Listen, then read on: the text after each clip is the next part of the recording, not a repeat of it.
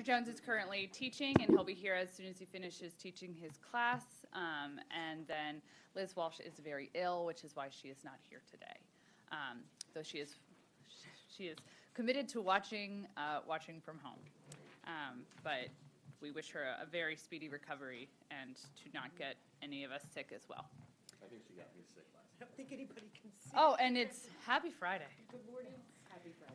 Yes. So we are. What was under mine? Wait, did I get one? Oh, it's Friday. We made it. Nice, yes. We just want to start off this Ah. way, yes. That is yes. Well, it is day 27 of our work session. And no, I think it's day 3. Or is it day 2? I don't know. It's day 2? Okay. We had day 4 of public hearings, day 2 of the work session. And so we're going to get started with Council Bill 42. I believe we have Mr. Bronow. Perhaps not, he might, oh, we have Mr. DiLorenzo. Wow. That must be nice. And thank you. And then we had requested Renee Kamen and Scott Washington. Ms. Catronio, do you know if they're attending today? Did we get a reply? They asked for written questions again. So we've asked them twice, and both times they've said, no, we can't come to a work session. Send us written questions. Yes. Okay. I thought we expressed our displeasure with that on Monday morning, but I guess not. No, it is difficult because if we are trying to be able to fund their capital budget, then we would need Yes, them to say you would think. how and why that's important. And then we have our representatives from Urban Analytics who've returned from Virginia, so thank you very much. Oh, and Dr. Sun, thank you. And then we also have Peter Engel from the Housing Commission, so thank you very much. So I think the best way to do this is that we will start to walk through some of the considerations, and then as there are questions, we'll bring you up, and then we'll do sort of like a full summary towards the end.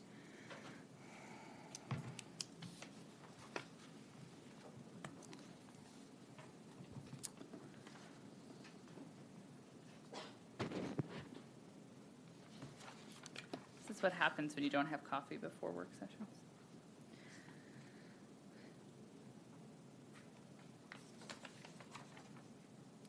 All right.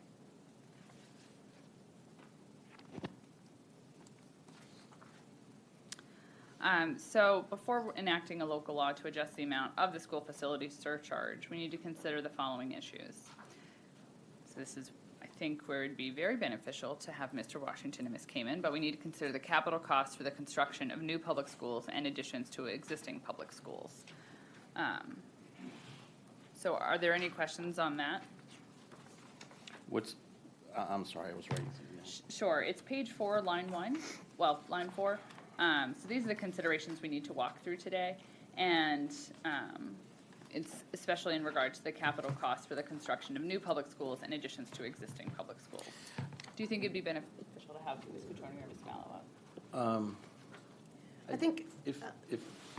If they're, I mean, I hate to say, because Right. we just What picked about- on Scott and Renee, but if they're prepared, they could, but Right. I don't want to put them totally on the spot since Yeah. they're not school construction people. Sure, welcome. This is what happens when you come to the audience. But one of the considerations that we need to go through with this surcharge is the capital cost of constructing new schools and the additions. And we had hoped that Ms. Kamen or Mr. Washington would be here, but they did not come. I think my first question is assuming that the capital budget is the capital budget, you know, the long-term. Like the long-range plan. The long-range plan. Was that long-range plan that you guys took, what was that dated that you used? It's from the last capital budget. It's from the last capital budget. Number 10? Yeah. So not the one they just did, but the last capital budget, which said, these are our capacity needs moving forward. So it was a post-APFO world? Yes, oh, yes. Okay, good. I mean, we live in a post-APFO world, so we Right. should be calculating in a post-APFO world. one of the things we got into on Monday in talking to them is, how $10 to $15 million a year builds schools and builds capacity, because it doesn't. It's not enough money in real time. So how can they leverage Gets it? you in elementary school, but. Right, so how can they leverage it today to create the capacity that we need today? And based on that sort of a model, is it the right number, is it not the right model? And they don't seem to know. So it's like we've had this whole community discussion about impact fees, just because we all saw a chart that showed that ours were low, but nobody quite knows when we raise these how it's gonna fix anything. And that's the real missing piece that I feel like we don't have.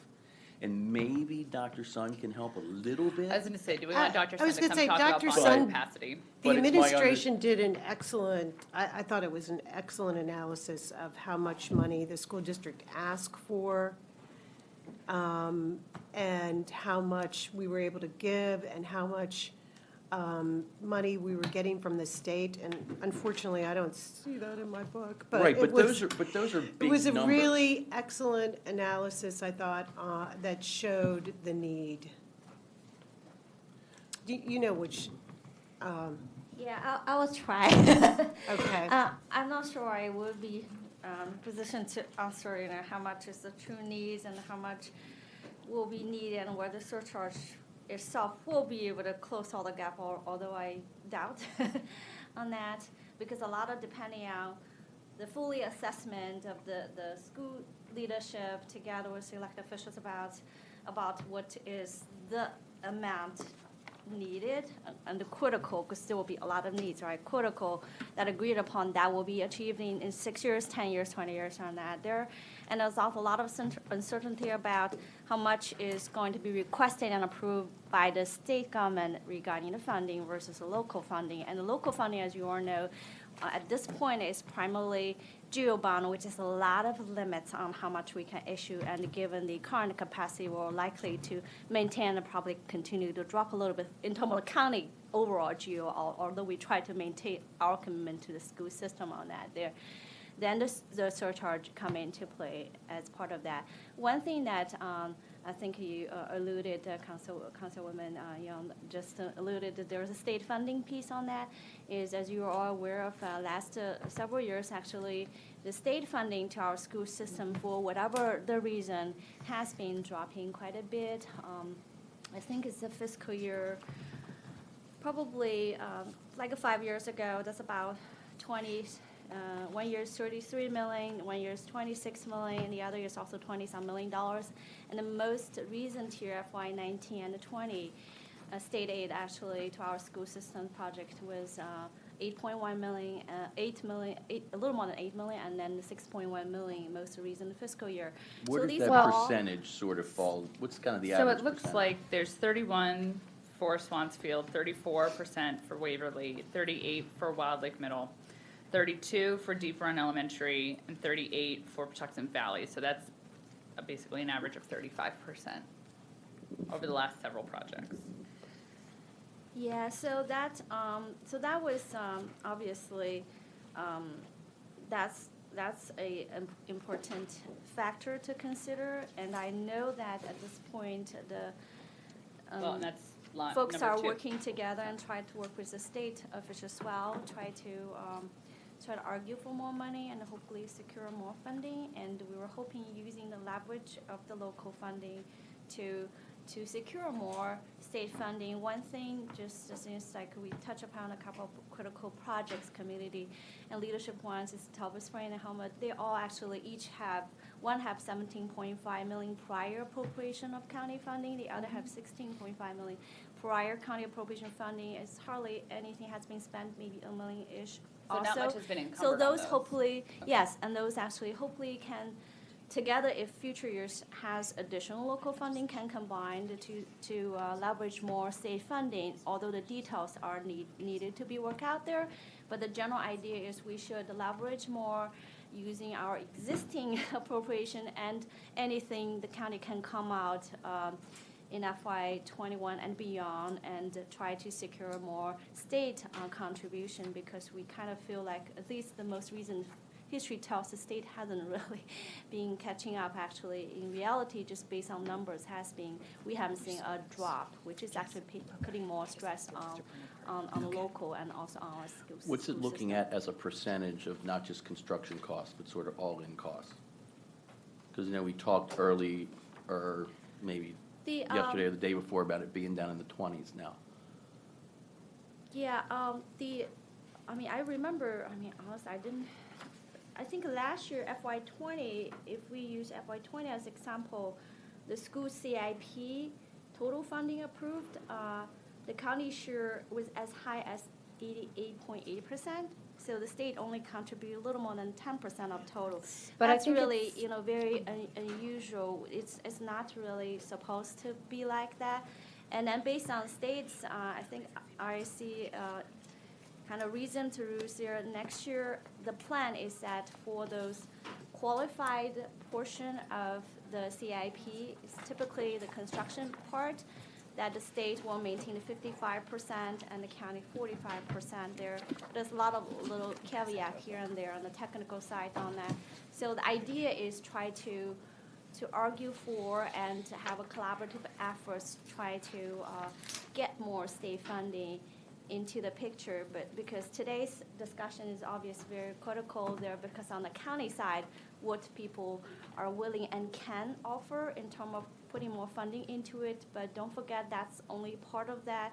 And then with the GEO bond, kind of stress the overall capacity, because our overall debt service as a percentage of total operating budget keeps increasing, and that's a problem. Not only we take on more tax burden and also more debt burden and long-term liability, because that means what's left for the rest of the operating budget, including our appropriation for our school system, also going to be limited as well. So we have to keep that in mind. And the school surcharge, again, this discussion is very timely, because depending on how much it is offered, then it is, if it gets passed, it does add more funding towards the overall. But I think that, and the reason why I'm kind of hammering the point a little bit, and we're going to do this on all the assumptions, is we don't want you to add more funding.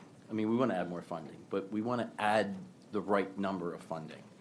And just, if you look at the financial model, the first sort of assumption that we have to make is, what's the state funding percentage going to be towards that budget? Well, that's the second consideration, because the first consideration is, what are our growth-related capital needs? Well, I thought you said we were gonna take the long-term capital budget sort of Okay, as the number. all right. So then the next is the state contribution. And look, if anybody wants to challenge that and say, look, there's capital needs in there that are not growth-related, I think there are capital needs in there that aren't growth-related. But to me, and part of the issue is that because the state prioritizes that capacity, that there's no way that those other projects are going to happen without the capacity additions.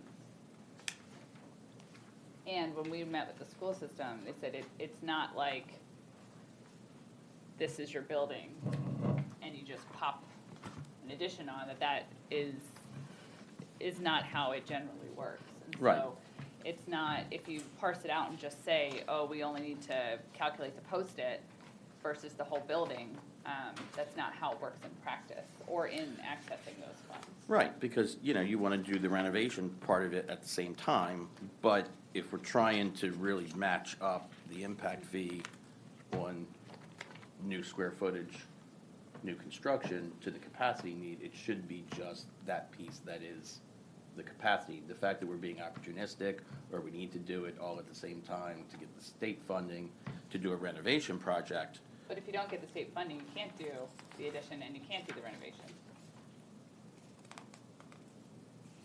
I hear you, but still, you could say that about any project. We're still trying to match kind of a cause and effect. That was my understanding of what we Right. were trying to do, match cause and effect. Yes, well, You and don't have that's, to, we're just supposed to analyze it. well, so that's how you get to the third one, which is the average percentage of student enrollments that will be generated by residential new construction.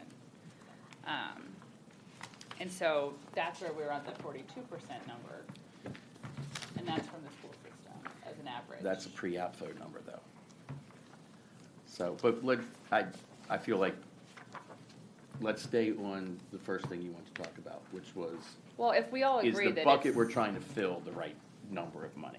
right, well, that's why we took out things like systemic renovations, modernizations, roofing projects, playground equipment, relocatable classrooms, which, did we take, actually, maybe those, I don't think so.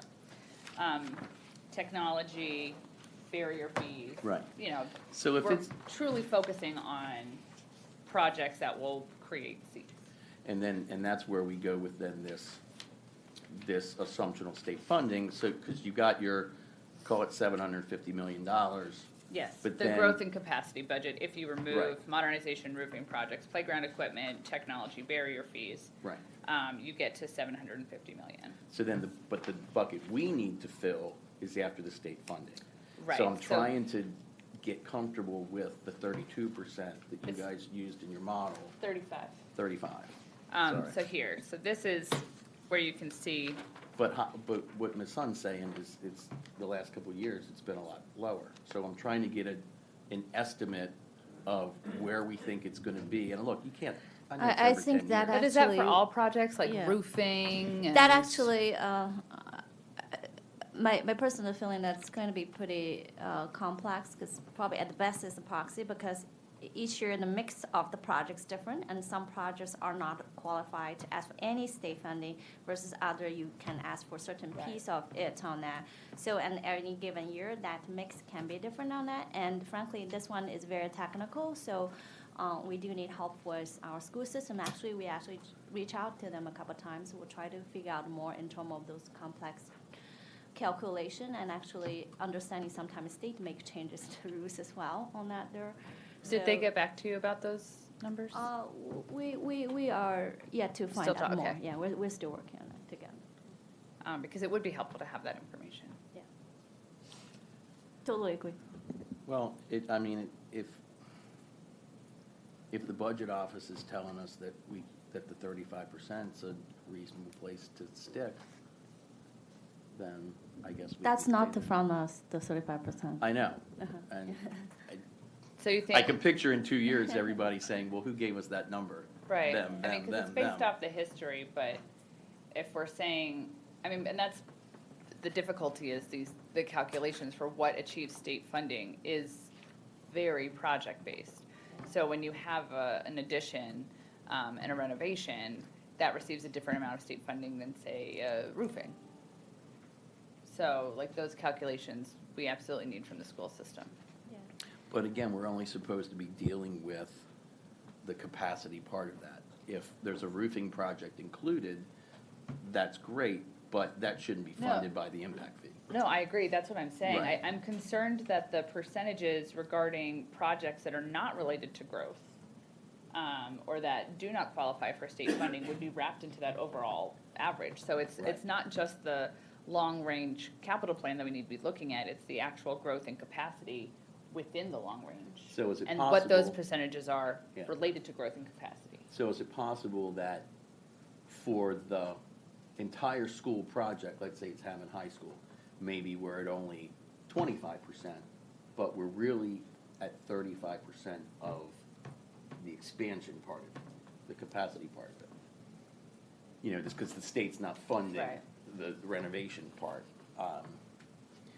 You know, it's gonna be an I think it's just a assumption. different calculation, but that's the information that we really need to get from. Yeah. I mean, in the absence of those numbers, that's where it's, you know, what are the last projects that deal with growth and capacity? Swansfield, Waverly, Wild Lake. And then what were those percentages?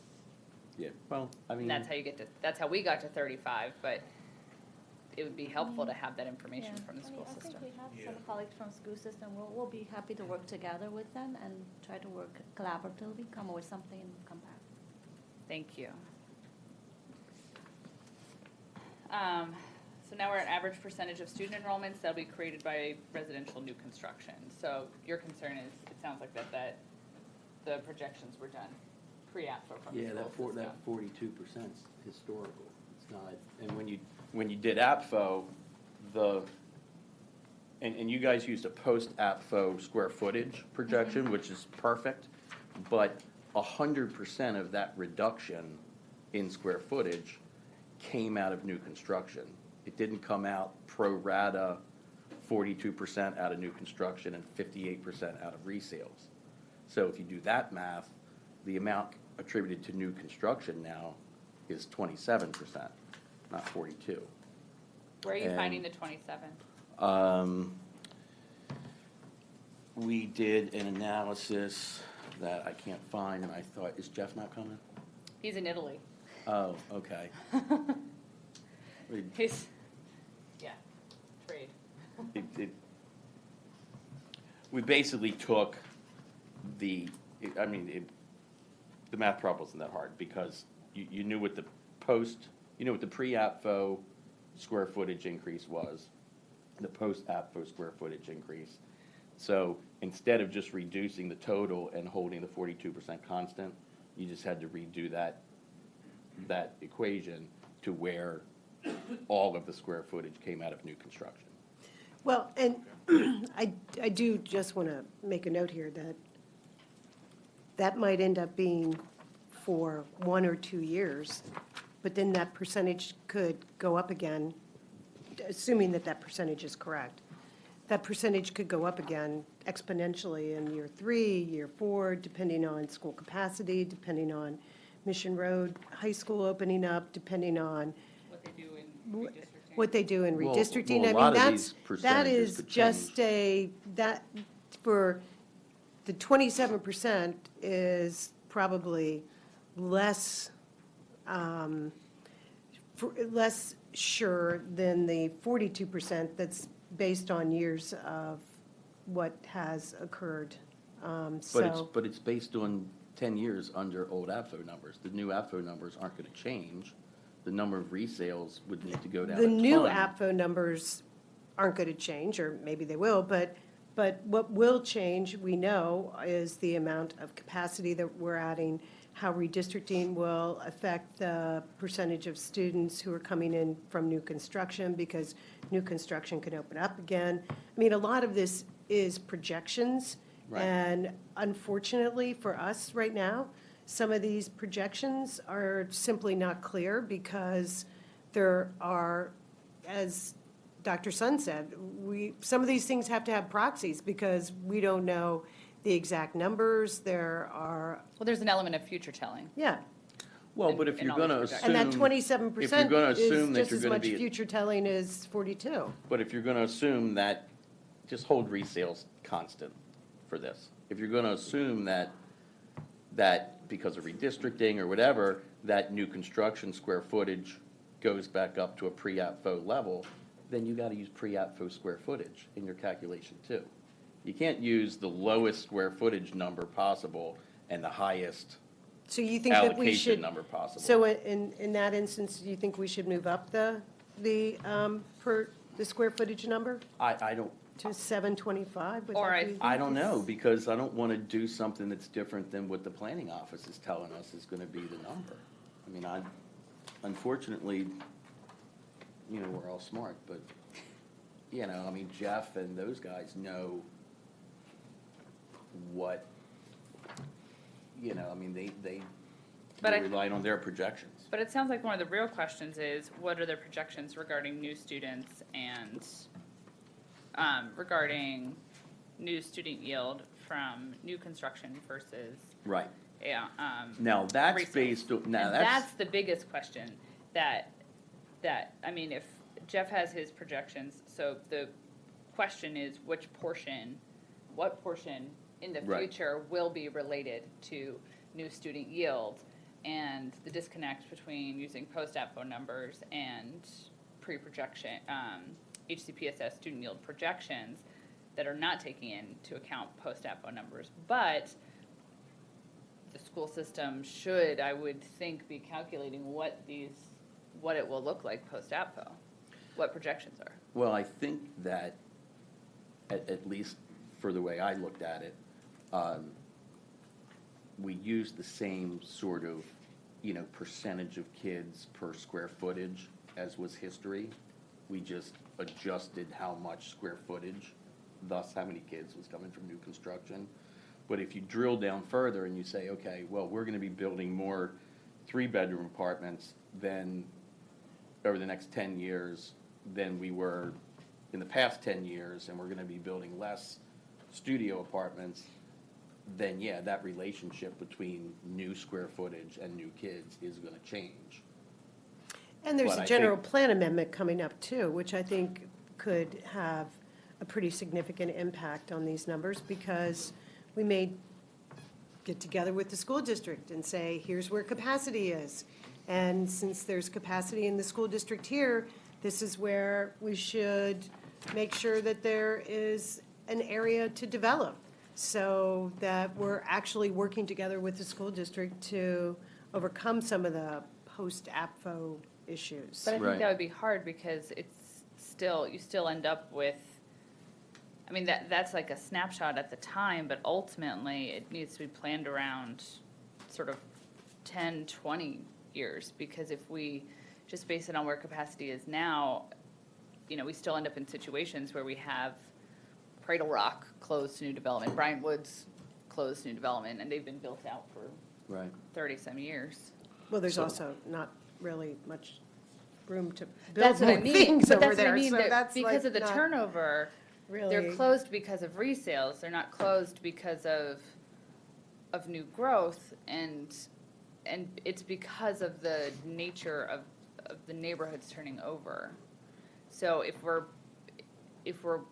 we need to work with the school system to plan better and to have sort of better planned and built communities, but I don't know if we want to be looking at that, at the snapshot as a way to plan the next 20. I mean, maybe what you need to do, and I agree. I'm just saying that with- that's yet another piece to this puzzle that we could be looking at, and that could radically change the post-APFO numbers. And that I think basing it on past history, what we already know to be the fact, is the better way to go. But then you need, go ahead.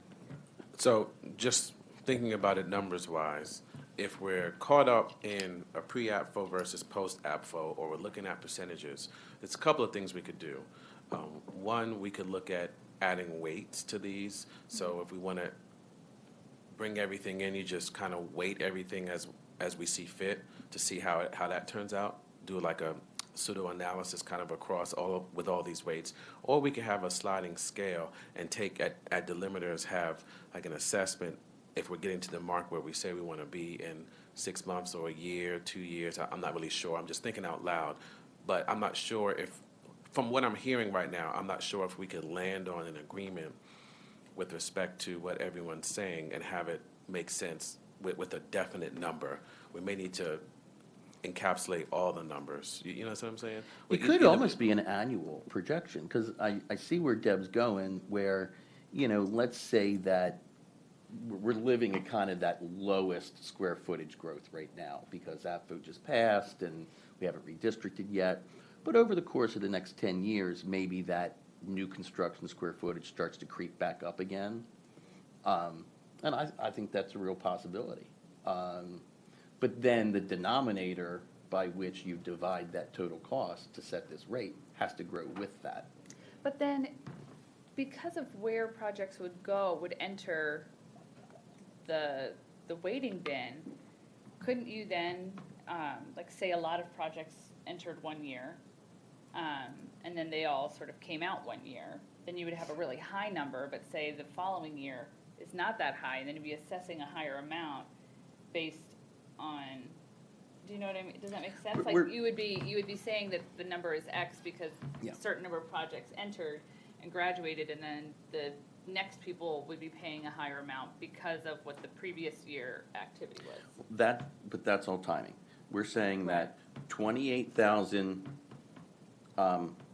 square feet, or 28 million square feet, is going to get built over 10 years. And I'm going to tell you, if that's the denominator to set this fee, then 27% of that is new construction. If we're going to assume that the effects of APFO are eventually going to burn off, So that 27% is going to inch back up towards the 42 in the past. Then that 28 million square feet has to grow with it. Right. Well, and I think That's the ultimately relationship.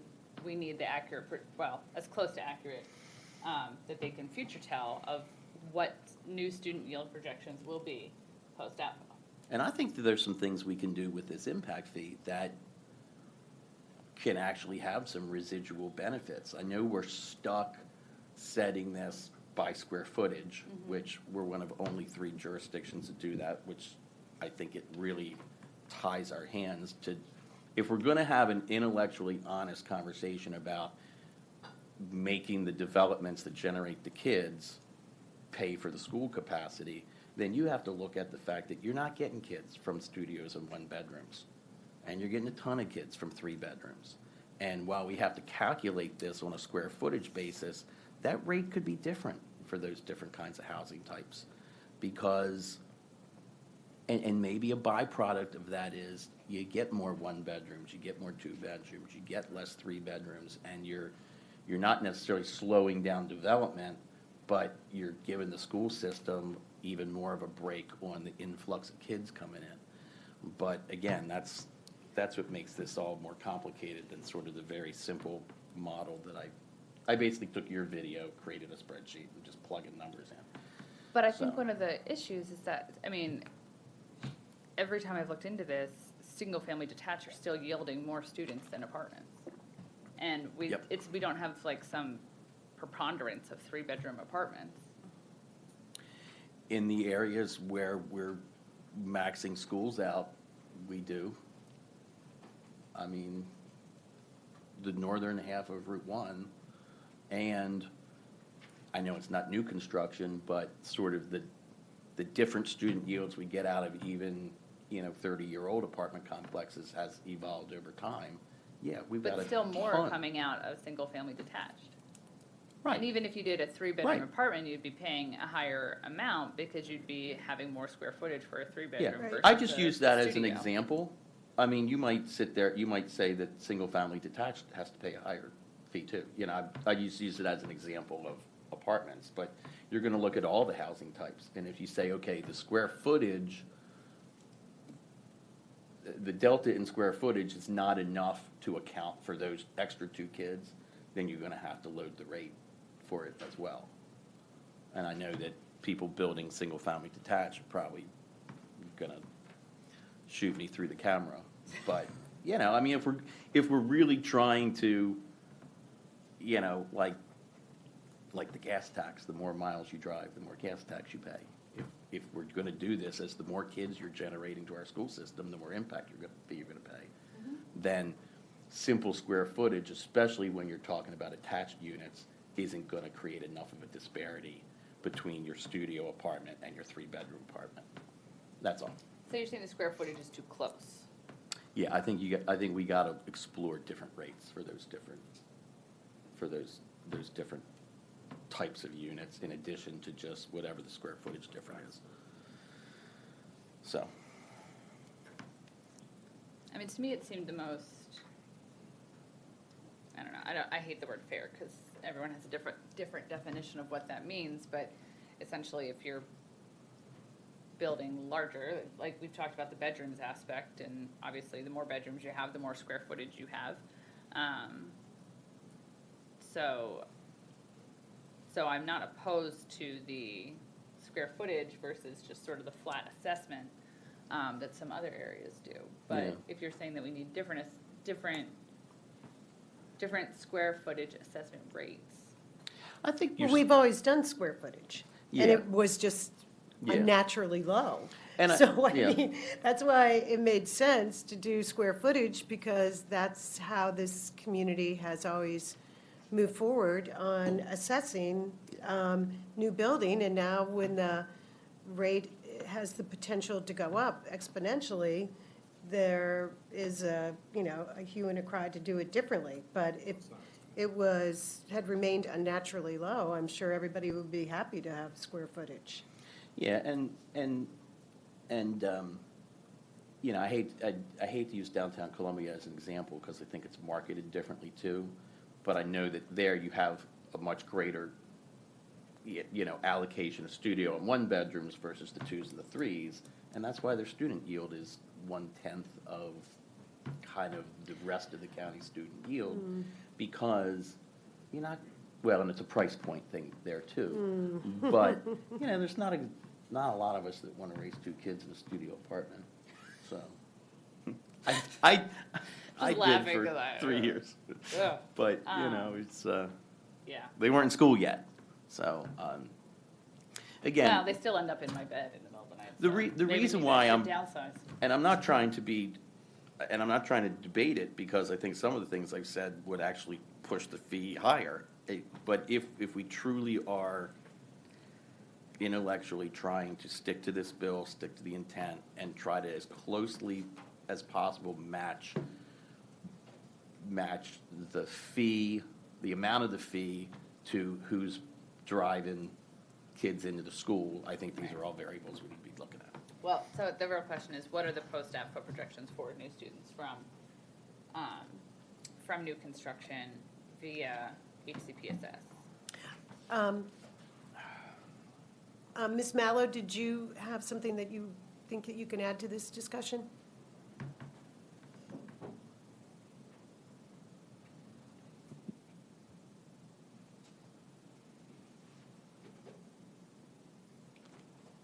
Uh-oh, she's got binders. She's got binders, she's got on a power suit. Love me some binders. I came in with multiple binders. Jennifer Mallow, Board of Education member. So in reference to when you were speaking about the amount of the proportion of state funding, if we look back at the past 3 or so years, because we weren't building wholesale new schools, the state proportion is going to be automatically lower as well, since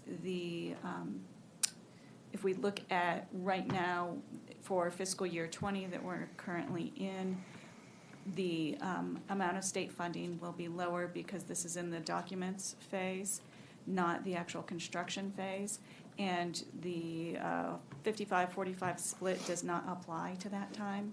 So when you're evaluating what historical trends have been, you need to take into account whether or not there has been actual work that the state can support. And so that's why it may look lower for recent years, but in reality, that 35 number is probably closer to correct, because when you look at the amount that the state, yes, yeah, I believe the calculation was in the Chair Rigby talked about was approximately 35% of the total project is covered by the state. That is because the documents phase does not include any state funding, so it ends up looking lower than the traditional number that we talk about. And As- the new construction that's coming on and out of the document phase, Mission High School, Mission Road, Talbot Springs, and well, I'm Ham- calling it Mission High School, I shouldn't be calling it that yet, No, right? no. Mission Road, yes. Mission Road or High School High 13. School. Or- Yes, As okay, we High School affectionately- 13, right, okay. So as it comes out of the documents phase, the amount that the state will be providing, assuming everything is approved per document submitted, then that amount increases. So when we go to that second phase of construction, that is when the state proportion increases. And are we doing a groundbreaking this coming year on High School 13? Are we ready for that? So we are on track to do that, yes. Okay, Um, so then that means we're in the construction phase, right? No. No, we're still not in the construction We're not phase. yet in the, we will get, when we have a groundbreaking, we'll be in the construction phase. So currently, we do not yet have the property. As you know, since there was a resolution that came before you last week about the transfer of the property. Which will be voted on by the October 7th. Okay, but as of yet, we don't own the property, so we cannot move into a construction phase until we physically own the property. It's taken so long to do that. Well, that was sort of the time constraints regarding the Right, contracts and the, then once you approve it, we conditions. believe there is still another time lag. So the board, I believe, has been told that we can expect to have it, I guess physically, not that you have a piece of property physically, but that transfer will take place after your October, but I think it's closer to December is when it will be school system property. yeah. So then we can put a shovel in the ground in December. We'll put a shovel in the ground, I believe it's in the spring. Depends on how hard the ground is. Because- I know, I was just thinking, when do we Because- get the money? That's what I was thinking, this legislative session. Well, but we don't get the money until they reimburse us, so we have Right. to pay So- for 100%. So we spend that's the true, money yeah. because we forward fund our construction, and then that is reimbursed by the state, is the current system that we use. And are there any other, well, I know that we have the Hammond renovation, and that's new construction, right? Correct. Renovation in addition, right, that's new construction, As would be Talbot Springs. as would be Talbot Springs. And we have the need, based on capacity enrollment growth, to begin phasing in things like elementary school 43 and 44. However, 48. Yeah. we're, yes, based on enrollment in September, unofficial numbers, we have insufficient seats at every level, at every level, Of insufficient, based on, okay, based on capacity numbers. based on capacity numbers, Correct, as of September 2019, yes. we have insufficient seats throughout the entire school district for every grade. The numbers will be. For every offici- school. The numbers will be official next week. So the September 30th is the official date at which we produce our enrollment. But the projections based on, or not projections, the estimates based on where I saw enrollment about the middle of September, we look to be completely full based on county rated capacity.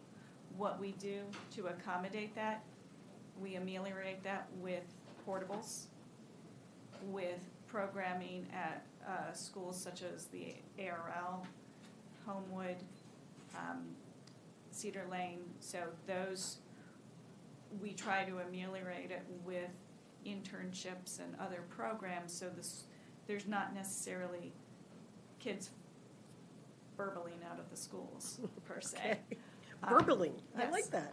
But, and we do have sufficient desks, but in terms of rated capacity and seats, we will be at or above at every level. And we,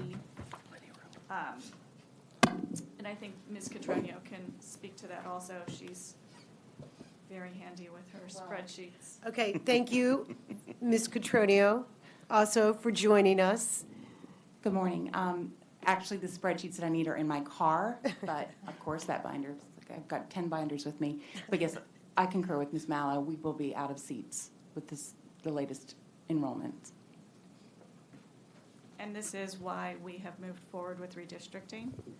There are 7 criteria which can trigger redistricting, one of them being at when you exceed capacity.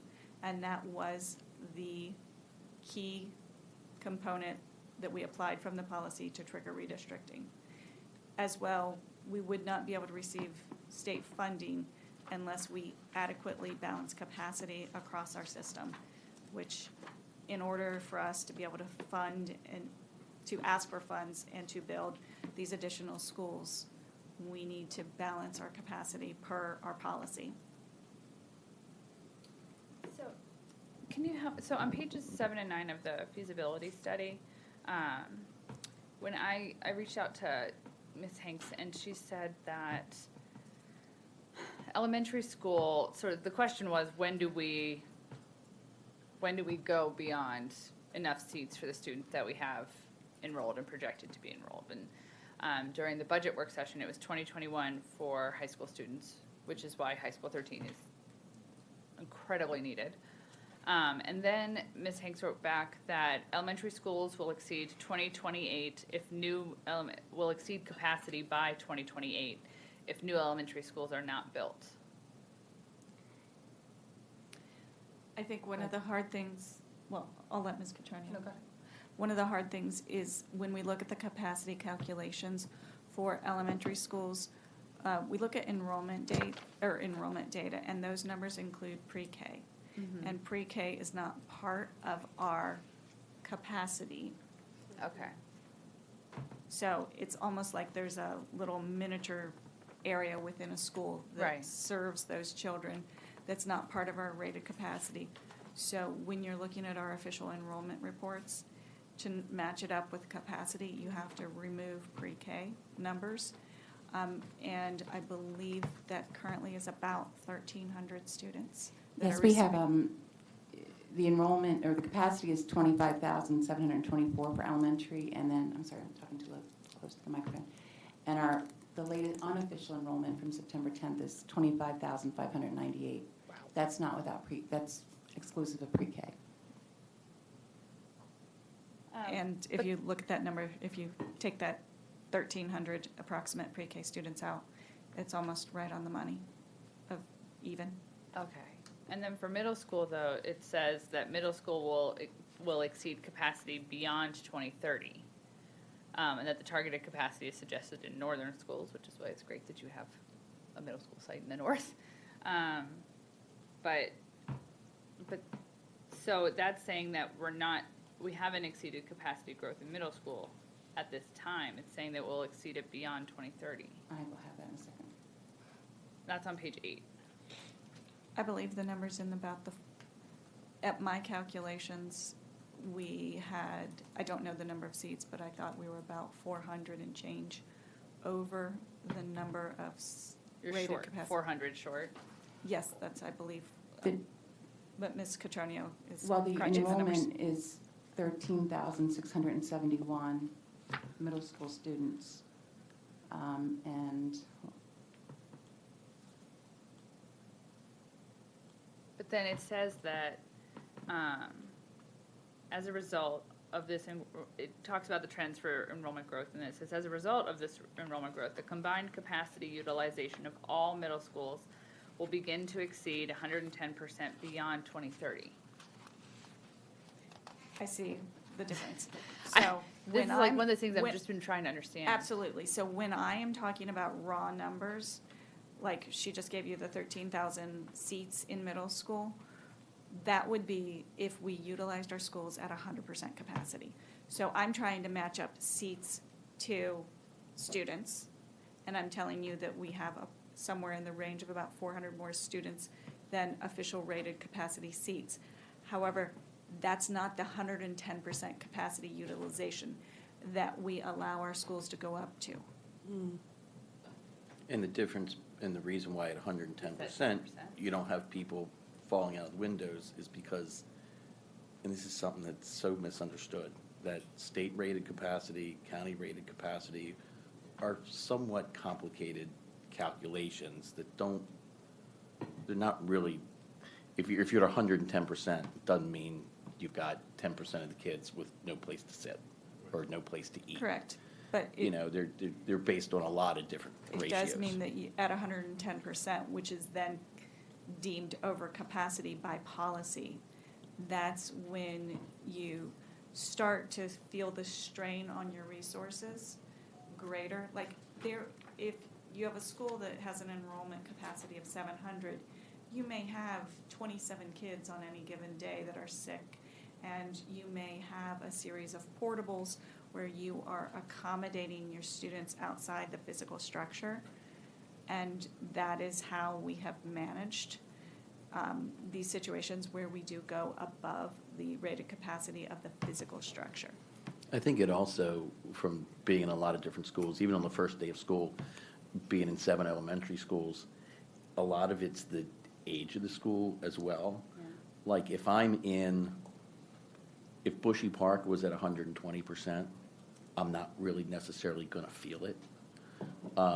St. John's Lane at 120%, Feel it. it's gonna feel it, because it's smaller hallways, it's smaller intersections, it's a more compact building. And Right. comparing, 2 years ago, the last year that Manor Woods was bursting at the seams, I mean, we were sitting on the floor filling out our little yellow pieces of paper at SCH after each group.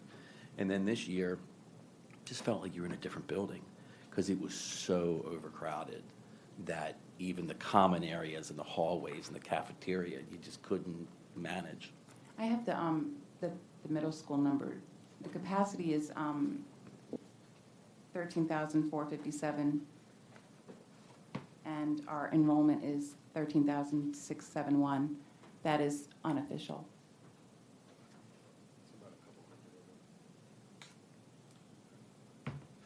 And I understand what you were saying about assuming 100% utilization. It's like unemployment. Like they say, when you're at 3%, you're at full employment. Like, you're never going to be at 100% perfect utilization People don't move through into the county redistricting or until you do whatever. packages where you have Yeah. capacity. You're always going to, unfortunately. there's always going to be some empty seats somewhere that you just can't, you're not going to get it that dead on. And right, because things are in flux, you wouldn't Right.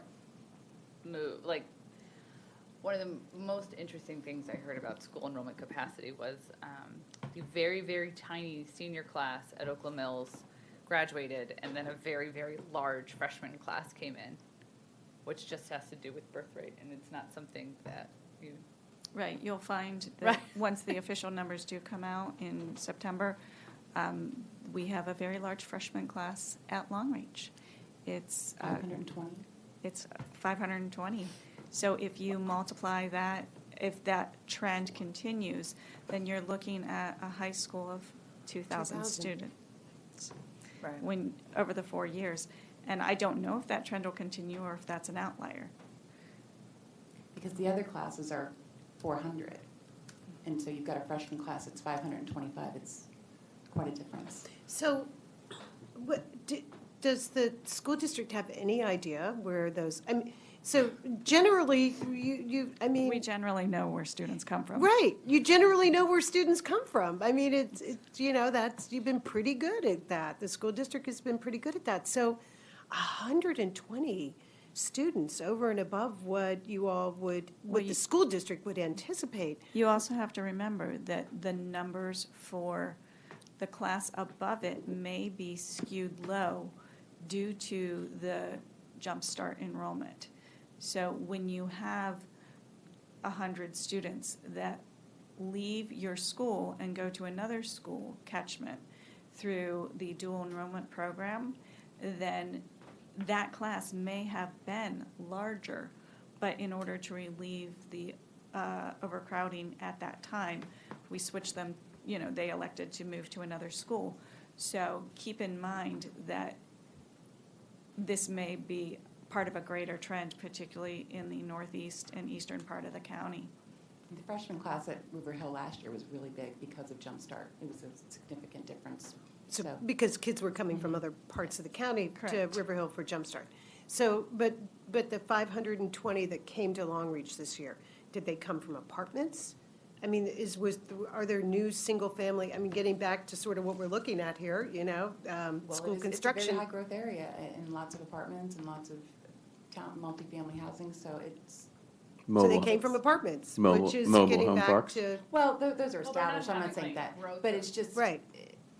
That's where the development is. But a lot of the development on Route 1 is feeding directly into the Long Reach catchment.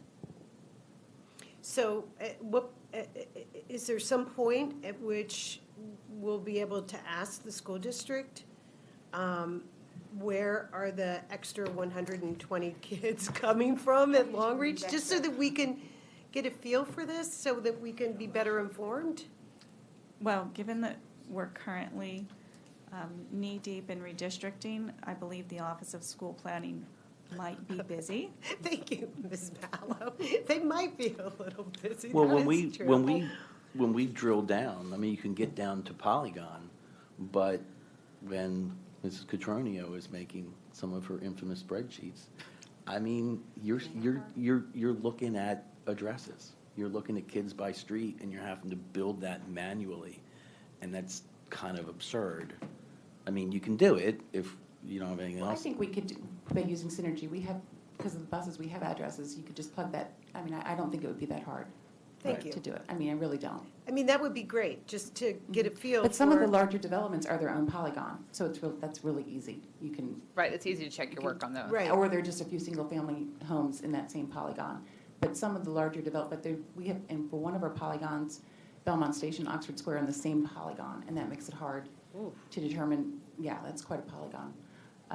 Determine, because there's a mix of townhouses and apartments, it would be hard to determine who's coming from where. I wonder if but- that fancy new transportation system would help us with this analysis. Did ever buy that? The $400,000 for Yeah, the I think school it's bus in- routing software? Data? being beta tested. I was thinking the RFP was out right now. Yeah. Okay. One of, I mean, it does sort of lead into point 5, which is the impact of school redistricting by the Howard We County. know there's nothing you would rather talk about than that, so. No, but I find it an odd consideration because, I mean, how do you predict that? Essentially, I'm not sure why that was in as one of the things that we needed to consider. I mean, I think one of the issues is that I know that we don't want to get to where Montgomery County is, where they don't redistrict for 20 years, and you have 10,000 students and 400 portables, and you've got 10,000 empty seats. And they also Else- have multiple moratoriums. They have, Well, but they their have their moratoriums in moratoriums don't certain. last as long as our Apfo does. No, but they have moratoriums in certain school districts, like certain school areas. Because they won't move students. Individual school areas. They refuse to move students, so you spend, I mean, how much is a portable? We went over this the other day, didn't we? 100,000. Okay, so you're spending, so Montgomery County is spending $400,000 to house these 10,000 students instead of allowing them to be in these 10,000 empty seats that they're also already paying for. And I think that's, we don't want to be in that position. Yeah, like the modular units, they're $1 million, and then it costs money to transport them. and Right. like, It's, Like, we need to And a use lot- the capacity we have. and you have to remember, for each portable, that's another building to take care of, really. I mean, Right. you have to HVAC. maintain it, and it's, the more portables, the more our maintenance staff is having to take care of and monitor, especially the HVAC units, and they're really vulnerable to environmental issues. And that's So- what people have to understand about redistricting. And, you know, a mature community might not redistrict as much, but like you said, you know, I mean, I live in a neighborhood where in 50 houses, we had over 60 kids in elementary school at one point. Now we've probably got a dozen. Now Are those it's turning single-family over. detached homes? Single-family detached. You know, so, you know, the enrollment needs change. And I used to say, instead of moving the kids, move the capacity, just use trailers, move that instead of moving the kids. And then I find out how grossly expensive it is to deal with these portables, that's not always the right It costs answer. like $80,000 just to destroy, so you Right. just, Wow. And you can't just keep We building could on get to like a every volunteer school. project for that. We would all volunteer to go. I'm sure you Yeah. would lead the I would sledgehammer. absolutely. And if you just keep building onto every school because it needs capacity today, you're gonna have a wing mothballed that you're still paying debt service on in 10 or 12 years. And that's how these communities end up with schools closing that they paid for, which we don't wanna be doing. But getting back specifically to what we're looking at here in this legislation, the state legislators said they wanted us to consider the following issues when determining the amount of the school impact fee. And that was the impact of school redistricting by the Howard County Board of Education. And we know that what the Howard County Board of Education's redistricting plan is being driven by right now is the opportunity to balance capacity. So in the 5 of us considering that particular piece of information, I looked at that and I said, okay, school redistricting, well, let's say we were able to balance capacity everywhere. Would that mean that the post-APFO would, at least for some period of time, be null and void because there would be more capacity if we were going at 110, 115, and not just 100%, or we were able to build a new school or two in areas of high growth so that more development could take place. And it's just, I mean, we can consider it, but it seems like it's one of these issues that we're, again, having to look into the future, and it's a really hard future to see at this point in time, without knowing what you all are going to be doing and how you're going to be doing it. And again, I know that one of your primary issues is balancing capacity, but we don't know where the next spurt of growth will be occurring either. Well, Well, I you mean, we can- do have projects in the pipeline, Right, so I and- think and we're able the to. Approved allocations, that's sort of what I look at, because once they're approved, then it's a couple of years out after that. So that's how I can kind of, and that doesn't mean that it's gonna actually definitely happen, but that's how I'm kind of gauging and looking at redistricting. I'm looking at that too. I'm looking in the out years. Excellent, Yeah. thank you. Well, and I think that maybe 4 goes back to 3. So there's the impact of school redistricting by the Howard County Board of Education, and it goes back to the average percentage of student enrollments that'll be generated by new residential construction. So if areas open up to development, then they'll be generating more students, so that percentage will change. But ultimately, I think we're gonna have to, well, at least they've said we can write them questions. So I guess we'll have to send a written request regarding these projections for HCPSS post-APFA. As an aside, I think it would be worth it after this is all done to go back and look at how we do student yields. Yes, and checking our work, which is something you and I have Checking talked our about. work by development, to see how, is it the mix of townhouses and apartments, or is it garden style, high rise? I think we need to update that, because I think it's how long have we had these same student yields and development, and who moves in and who lives in apartments, totally different now than it was years ago. So I think it would be worth not now, but I think we definitely can work together to look at that and maybe form another commission. Yes. Yes. Go ahead, sorry. Well, I was going to ask if we want to move on to point 5, which is potential for charging different amounts for differently sized residential new construction units. Which we did. Well, but then it goes to effect on affordable housing and sources of taxes and fee revenue for the county, including transfer tax, which are the So that would be sub-considerations. 6. Do you want to, First. Well, that's why I was going to go. do the UA guys come up to talk about, like, affordable housing and that kind of stuff? Yes, and Mr. Engel as well, if you don't Thank mind you joining all. us at the table. We Thank appreciate you ladies. guys coming to, you don't even know that you're going to be called upon, and yet you constantly are, and you are always very pleasant and thoughtful and well-prepared for things that you don't even know you're going to be asked, so. And I would like to say I especially appreciate Ms. Mallow for being here. Well, and I think It's only because Ms. It's a Catronio is little- here all the no, time, is it that was what an you're saying? It's a little inside joke from Monday. No, but I think it's important that when there are issues that affect multiple parts of the county, that we are discussing that, whether it's the bodies, whether it's an issue that the school board is involved in that affects the county, or an issue that affects the county that the school board's involved in. I'm glad we can have that dialogue. So thank you for being here.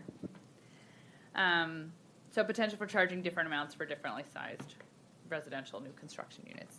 Gentlemen, thank you for being here. I think we'll probably also deviate slightly and go in a little bit more into your study as well. Yes, please. We will not bite. And Ms. Walsh won't infect you because she is quarantining herself.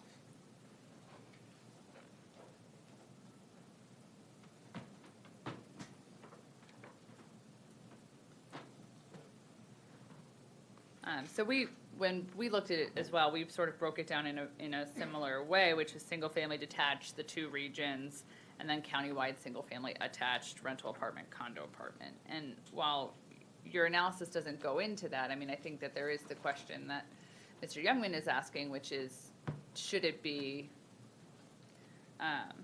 should there be different rates for different types of units? Which I know is not fair because you didn't study that, but I'm hoping to rely on your.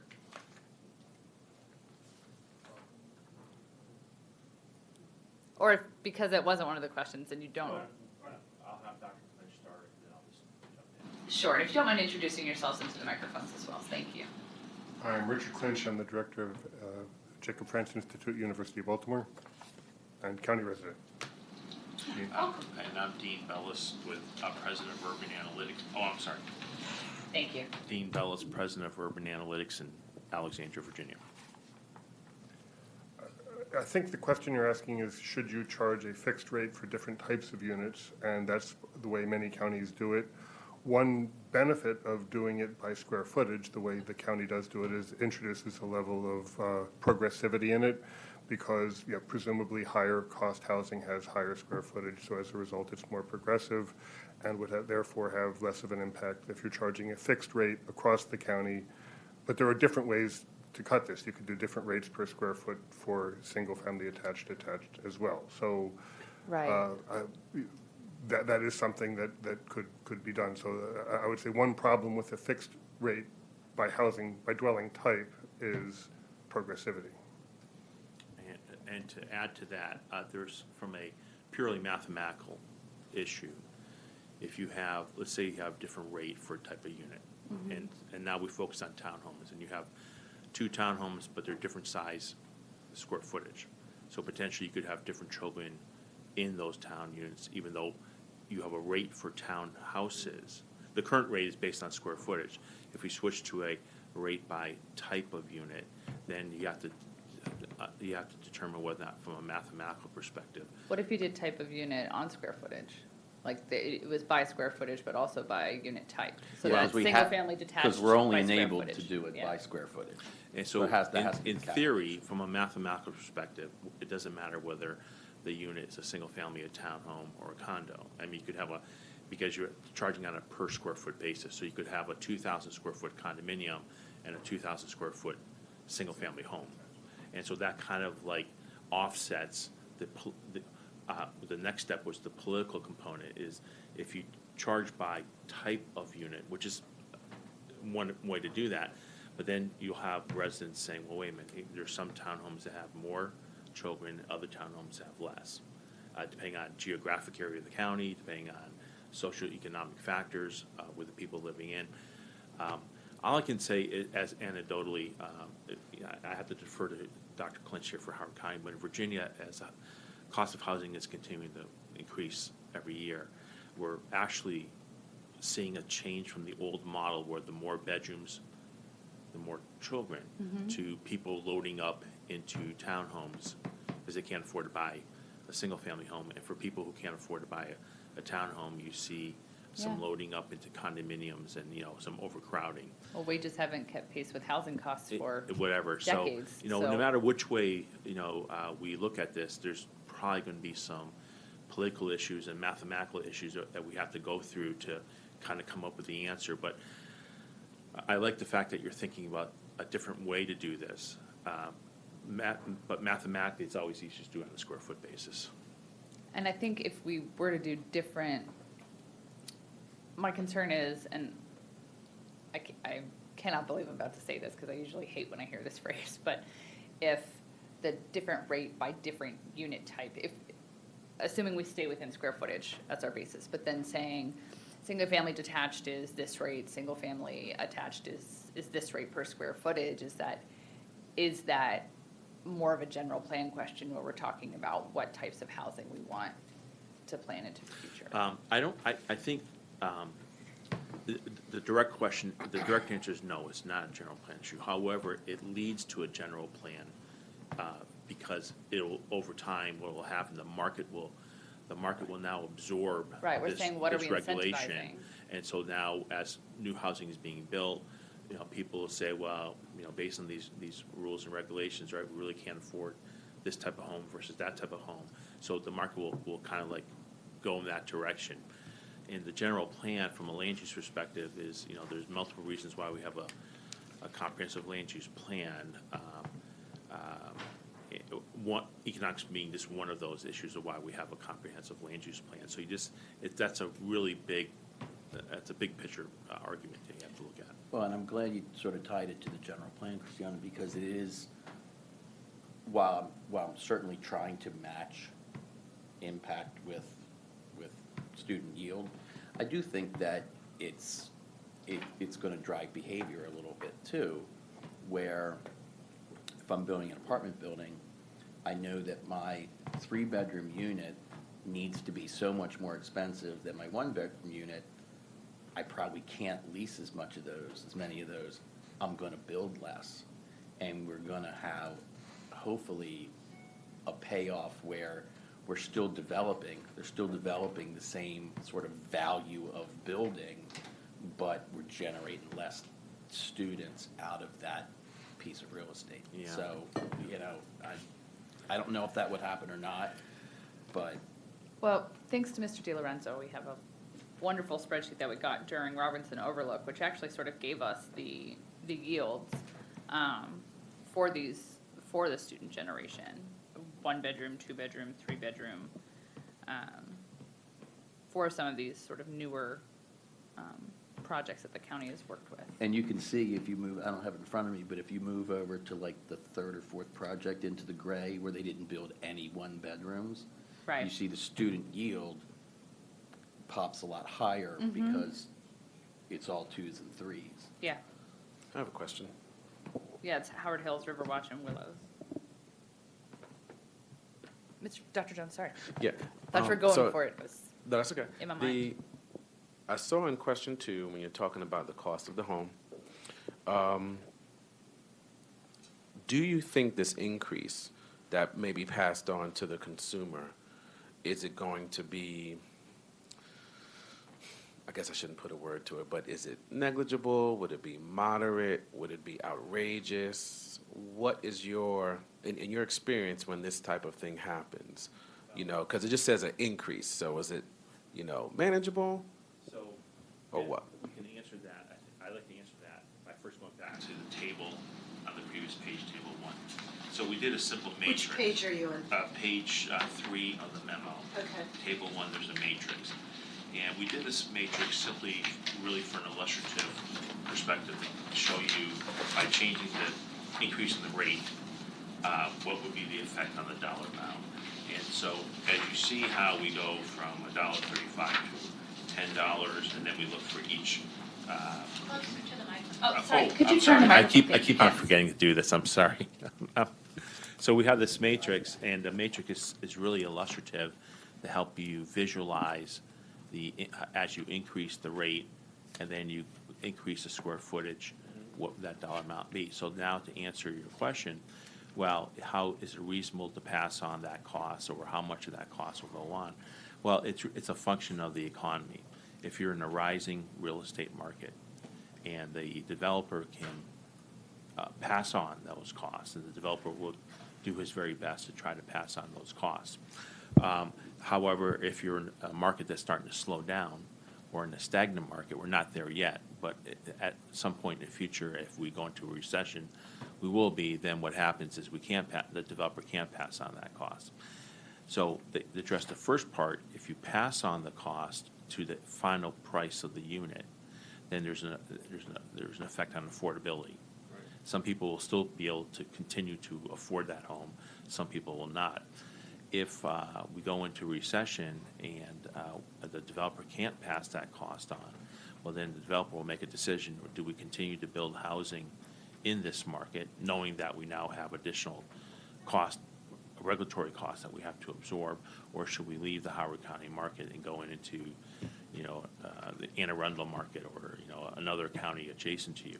So some of these, part of that answer to your question is the health of the local economy at a given point in time. Dr. Clinch? I agree.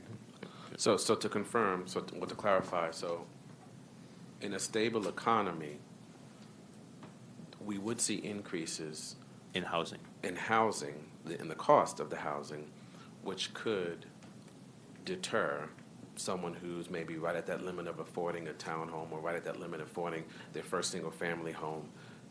It may get just above their affordability level with down payment and qualifications at the bank and things of that nature. Or it could be a situation where if the economy is not stable, then the developer could eat the cost or go somewhere else to build. Just, am I right in that assessment? Yeah, I mean, right, when I teach, I try to use common household examples. So, let's not talk about housing, let's talk about making a pizza, if the cost of pepperoni or the cost of hamburger continues to go up, well, the first thing the pizza shop owner says is, right, either I'm gonna put fewer slices of pepperoni on the pizza and still sell it for the same price, or I'm gonna change the quality of the pepperoni to maybe a lower grade, or I'll make a smaller size pizza. So, from the developer's perspective, the Or you business. raise the price of what you charge for pepperoni. Right. If the price, right, yeah, I mean, so to the extent that he can increase the price of pizza from, another 50 cents or $1, they'll do that. If they can't, either they'll reduce the size of the pizza. Right. We see that every day, Reese's cups, they are smaller. Thank you. Exactly. Reese's Cups ice cream, half gallon ice cream is no longer half gallon ice cream. So that's how we manufacturers account for price inflation. So there's multiple answers to your question, and we talked about that. And you either pass it on either 100% of the cost or a percentage of the cost, build a smaller unit. This goes full circle back to what I said a few minutes ago in Virginia. The consumers at the same time, they have to live somewhere. Either Right. you rent or you buy or you go back to mom and dad. So some families decide, we can't, when I was growing up in a very poor area of Massachusetts, it was common to have two-family, the traditional New England-style two-family homes. And so mom and Like a dad. duplex. uh, Or everybody in one house. No, the duplex style. Okay. We have two units together. We call them two families or three families back there. My mother and father and their friends would get together and they'd buy a two-family home and each would live in one half. Well, if builders don't build those anymore, and if the existing homes don't exist anymore, well, some families get creative and say, well, we can't afford to buy, so let's just buy a bigger home, but now we'll put two families in it, living in the same unit. And so it just, the market will adapt eventually, and based on in part on the decisions that the council makes. And so this issue about how many students are being generated per school, whether it's by type of, per unit, by type of unit, or, based on number of bedrooms or number of square feet, these things adapt over time because the market has to adapt. But ultimately, this is still focused on new construction. If someone is looking to purchase a home in Howard County, they may not be purchasing new construction because for whatever, it may be out of their price range, they may want a different type of neighborhood. I mean, this surcharge is focused on new construction yield, because the sixth thing we have to get to is the other 58% of the students, which are coming from resales. If you increase, Howard County is a desirable place to live. We'd like to If you- keep it that way. If you keep it, if you increase the cost of one vector of housing, which is new housing, you're going to shift demand towards existing homes. You'll see higher turnover and then probably higher student yields from those neighborhoods as older residents move out sooner, because for people who can't accept the 3 to 5% increase in new housing costs, they're going to look for existing homes, so will increase the cost of that. Or you could also have more families moving into, you're changing your student yields per type of housing, more families moving into condos or apartments or things like that, because you haven't changed the desirability of the county in terms of schools and quality of life amenities or location. You've changed the cost of new housing, so you will shift demand from one type of housing to another within the county. And there's an argument that I hear with relative frequency, which is any improvement you make in the county eventually increases the cost of housing, whether that's a park or a pathway or a library, every time you invest in these amenities. But I get frustrated by this argument because we're not going to stop improving things for our residents, and we need to also tackle the issue of housing affordability. To me, that's just one lever. But Howard County's the victim of its success in this case. We have too many people moving in, we haven't been able to build capacity to keep pace with that. yeah, Yeah, can I, so we've kind of talked about, the impacts in the market where we are now, where, you increase construction costs, pass it right on to the consumer. What about, in an economy where we can't do that, a more balanced market, maybe even a slight down market, and you've got a land developer, well, probably not a land developer, you've got a home builder that's already acquired those lots. So I can't push it on to the consumer.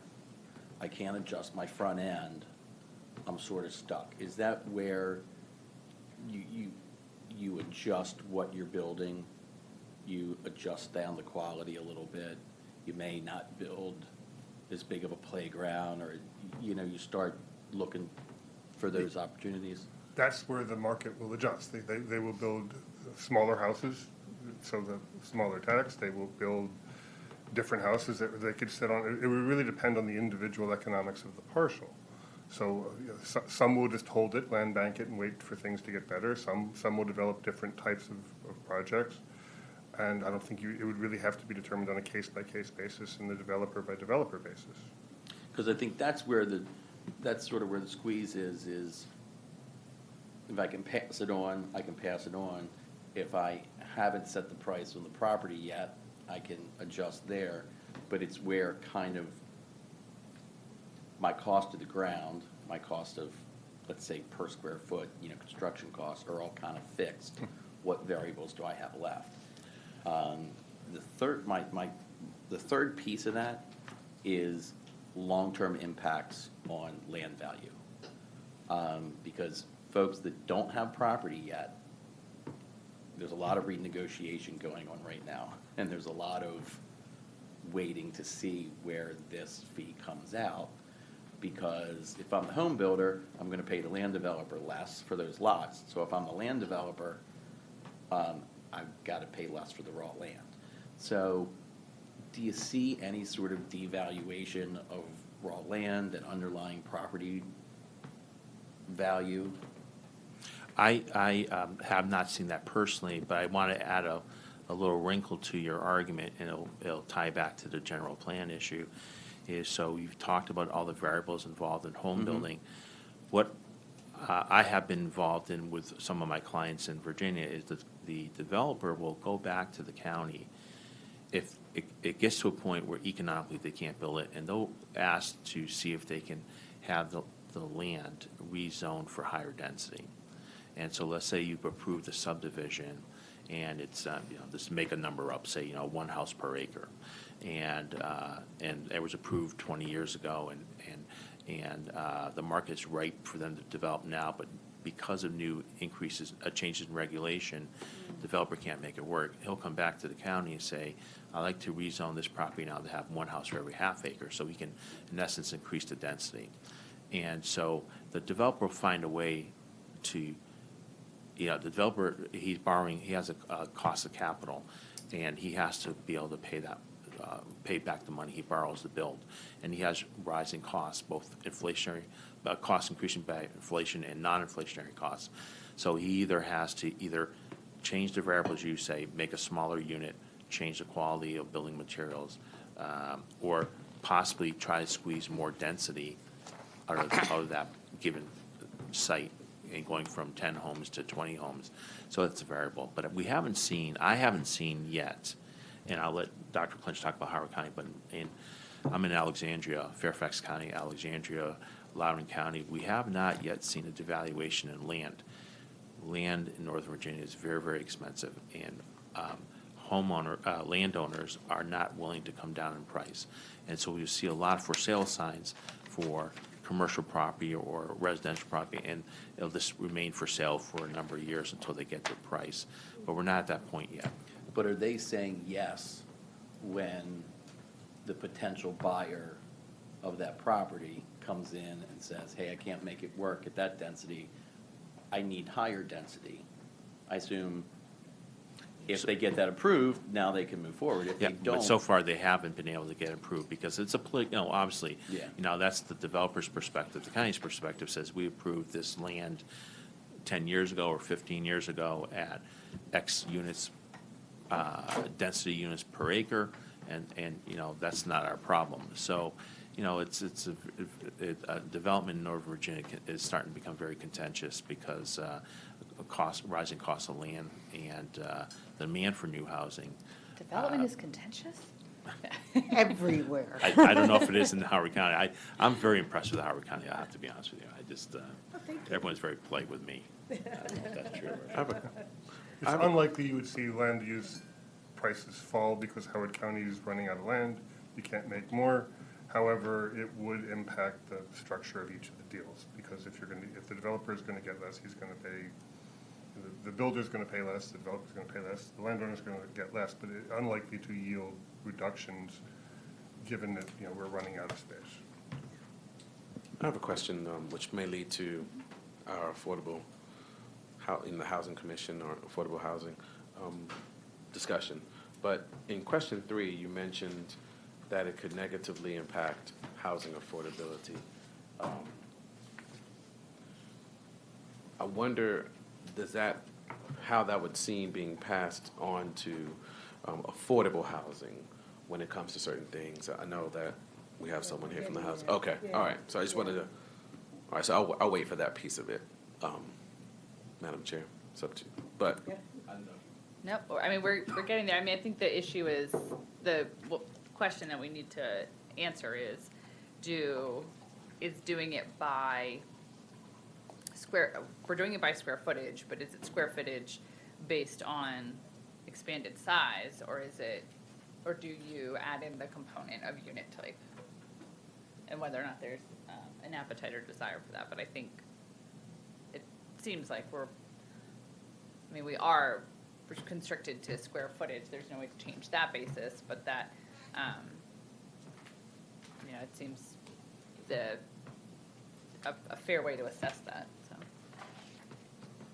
As we point out in the report, 47% of renters and 30% of homeowners are already cost burdened, so increasing the cost of housing and the ripple effects of increasing existing cost housing is likely to exacerbate that number. Well, that moves us to housing affordability. So, nope, I wouldn't go too far. Oh. We appreciate your expertise. We don't want to lose you yet. Mr. Engel, would you mind coming forward?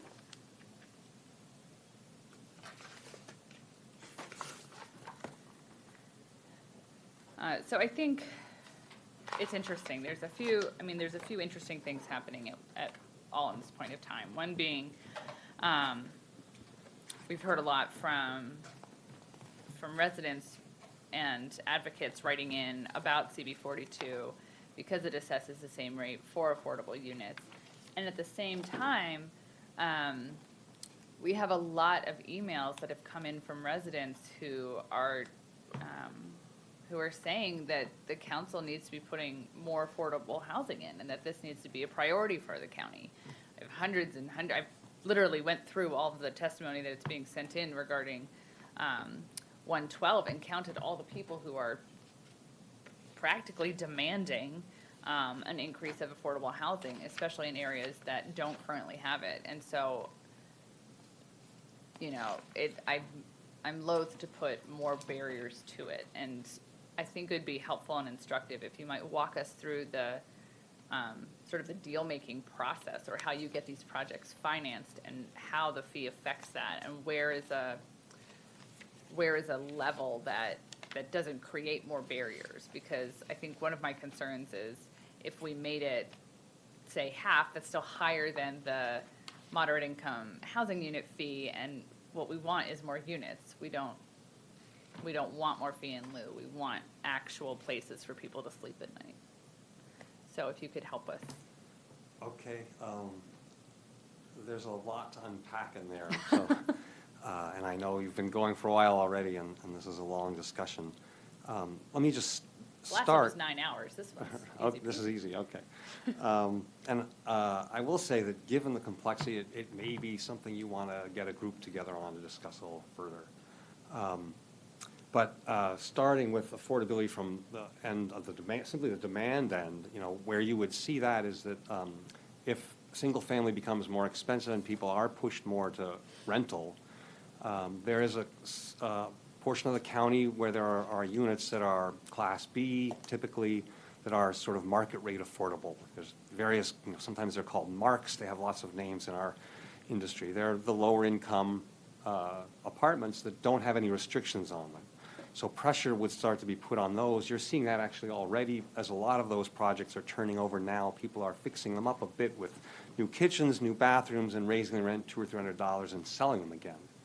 So that's a trend that's happening already.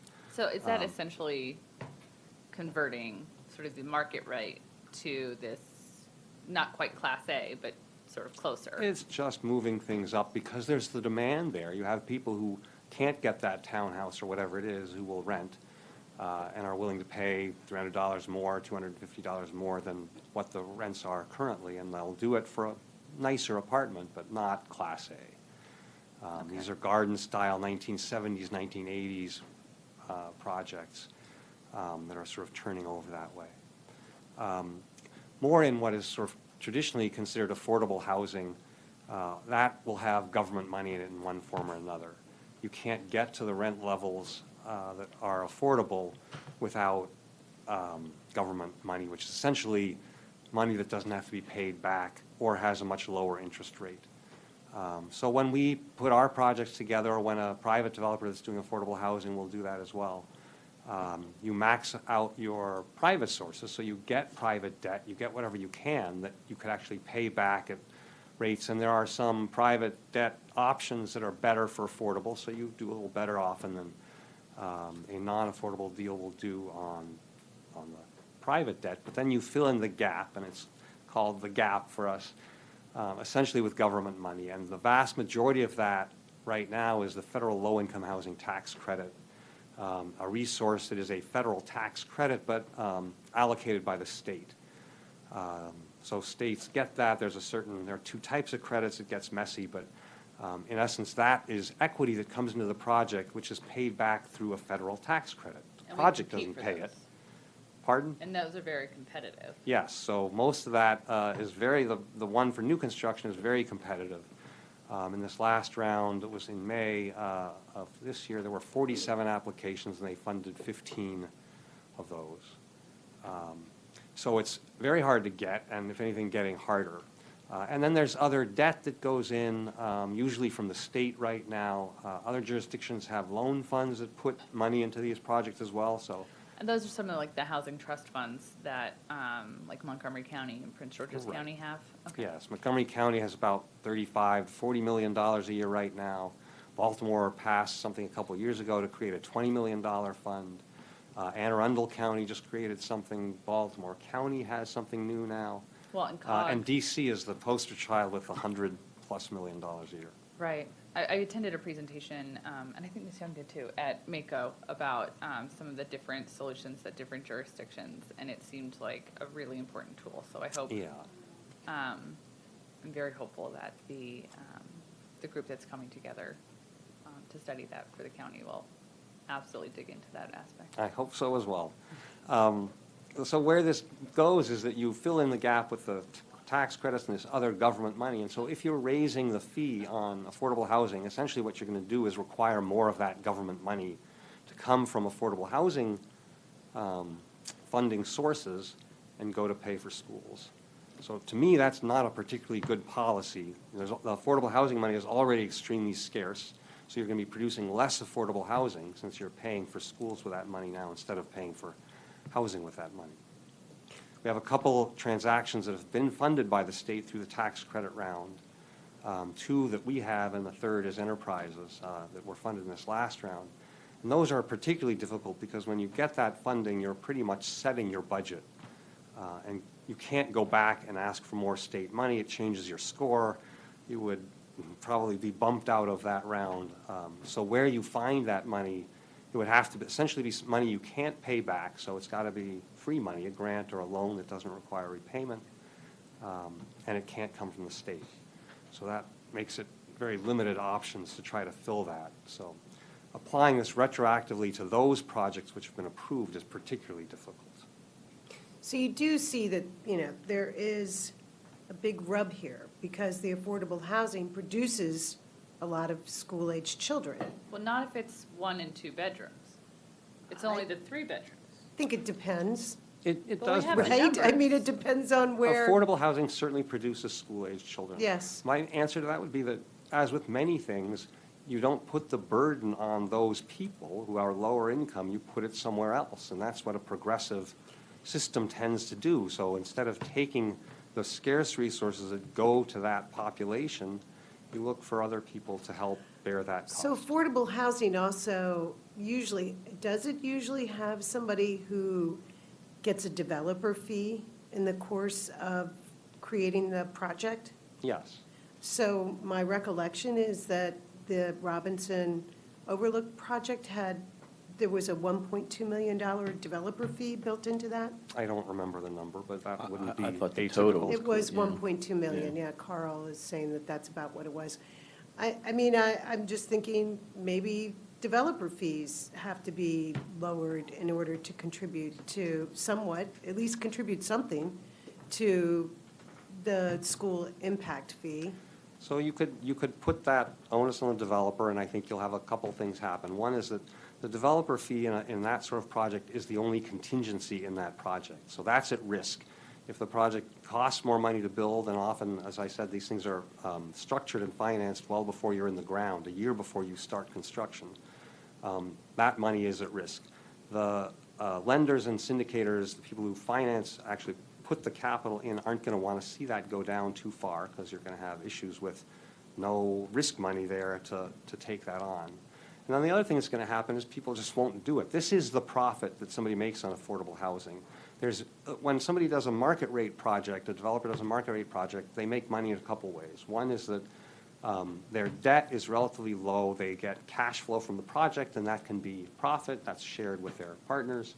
The other is they sell it after some period of time. There's a back end for the project, it's called.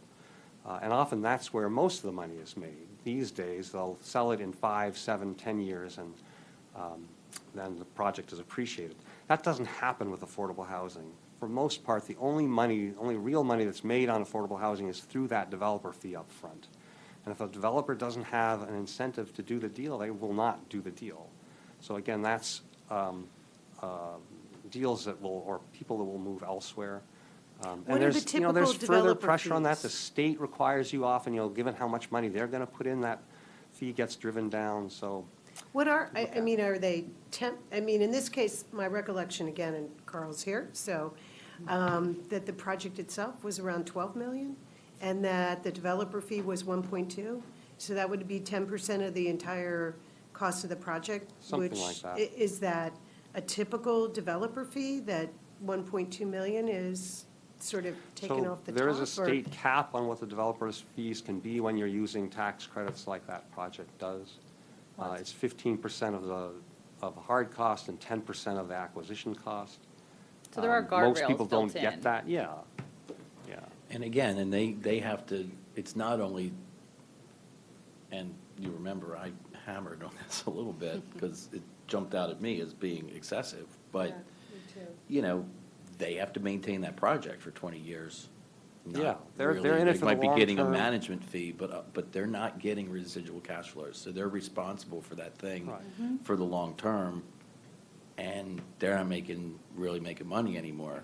Right. There are guarantees that they produce the tax credits, there are construction guarantees. There's a fair amount of risk on that money, and any tax credit project is typically at least a 3-year effort.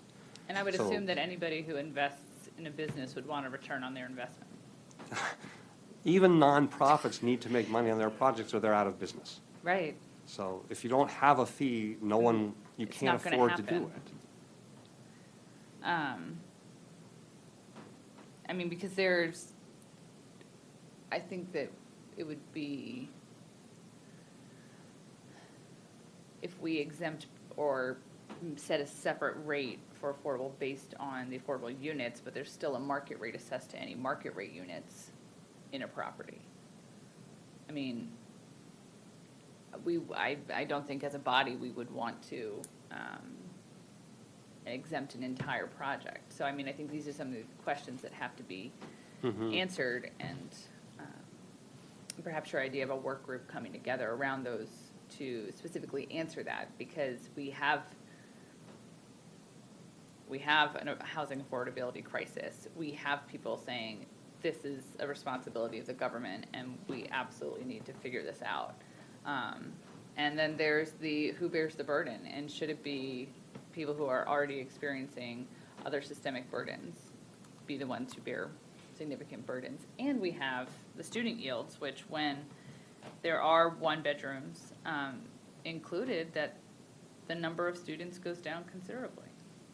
Yeah, And is that sort of that re-engineering of a project that you do when you don't have a lot of incentive to build?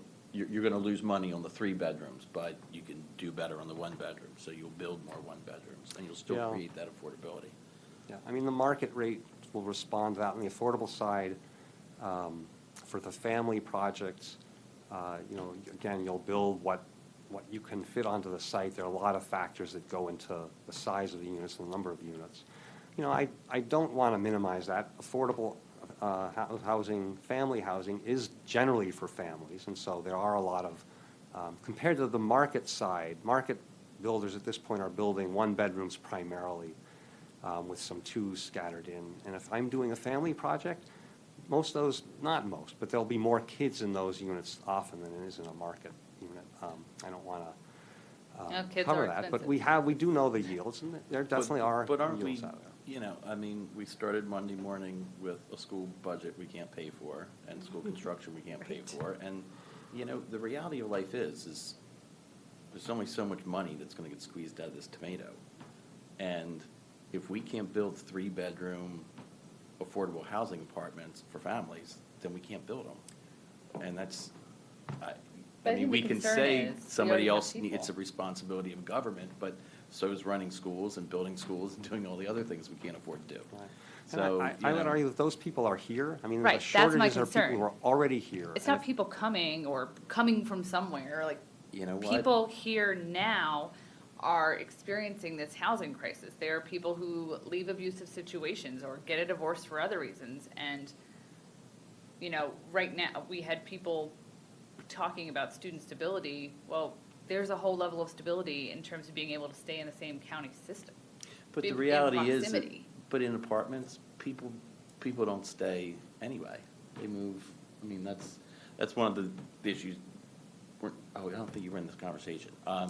You know, we're talking about the farms rates out of the apartment complexes. What happens is, like, for the, like, student performance, you know, our school system, like that one school will do a great job with that particular child. And their scores will go up. And then what happens is then they move in 2 years, they go somewhere else, and it gets backfilled with somebody that's now at the bottom of that achievement ladder again. So the school keeps kind of doing a good job with those folks, but because of the turnover, it always looks like you know, that the students aren't improving. And But that's for market rate affordable Right. units, and housing stability is part of the reason, housing instability is part of the reason for that student mobility. If you have housing stability, then you're not moving.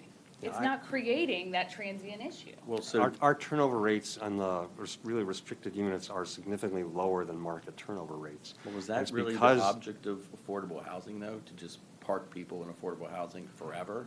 But I no, think but the it's not forever, because you need at least a few years to build up your assets. Well, I just I mean, said that's the two, I just said reality. 2 years, it could be 3 years, but what's the average turnover in our, like the old Columbia Homes projects? Well, I really don't know what those are at all. You know, we don't own those, but I could look into what our turnover Yeah. rate is on restricted units. I mean, we don't want to just be like subsidizing forever, because that's why you don't have the space for the new folks that have entered a period of life where they need. Yeah, that. but even think about just your family life cycle.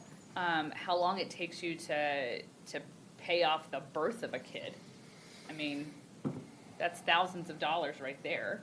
I know, I sort of did that math. No, but seriously, so you have, I don't know, my son was what, 2 deductibles, so it's $5,000 just to have him. Then you have daycare costs. I mean, you go through the Alice report and you look at the cost of what it takes to have a family in Howard County, and there are a few years where that money is really tight. Like when both of my kids are in school, I'm gonna feel very wealthy. Well, look, But until that happens, I mean, that's the reality for people who have children, is that it, especially young children, is that there's a lot of financial demands, and it takes a while to sort of get back to the stasis of it. well, I'm gonna be the bad guy. It's okay. We're here together. We have the size of our tomato, Mhm. and you know what? Howard County's expensive, and not everybody can afford to live in Howard County.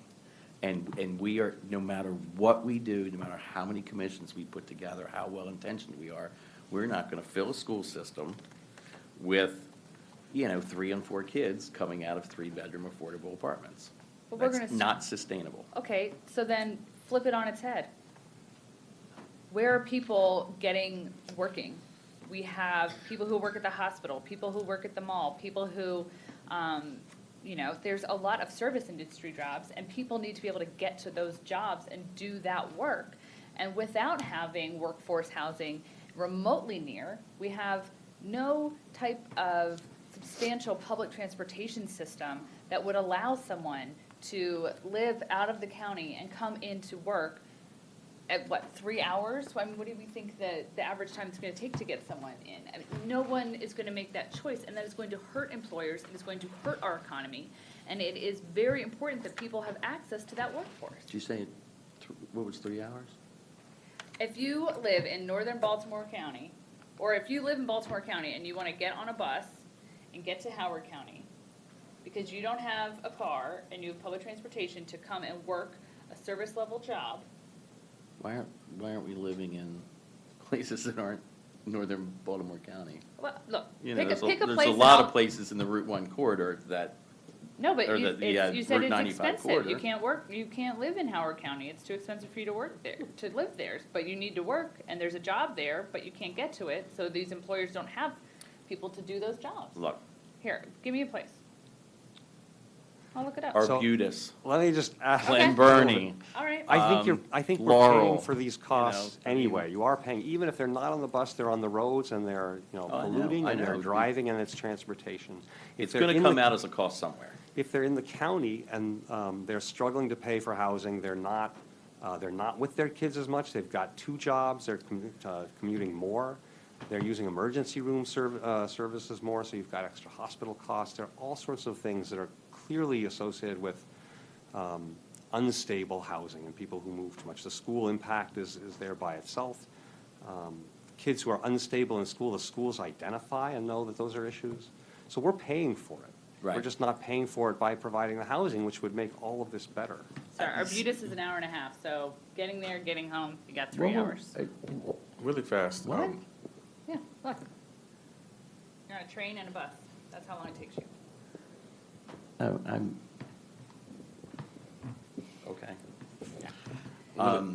I think what you just said, I agree with, is, and this is one of the hard things with affordable housing for me, is, you're kind of trying to alter the market through a subsidy or a credit or whatever you're doing. So you're altering the market, and everything else in Howard County doesn't get less expensive.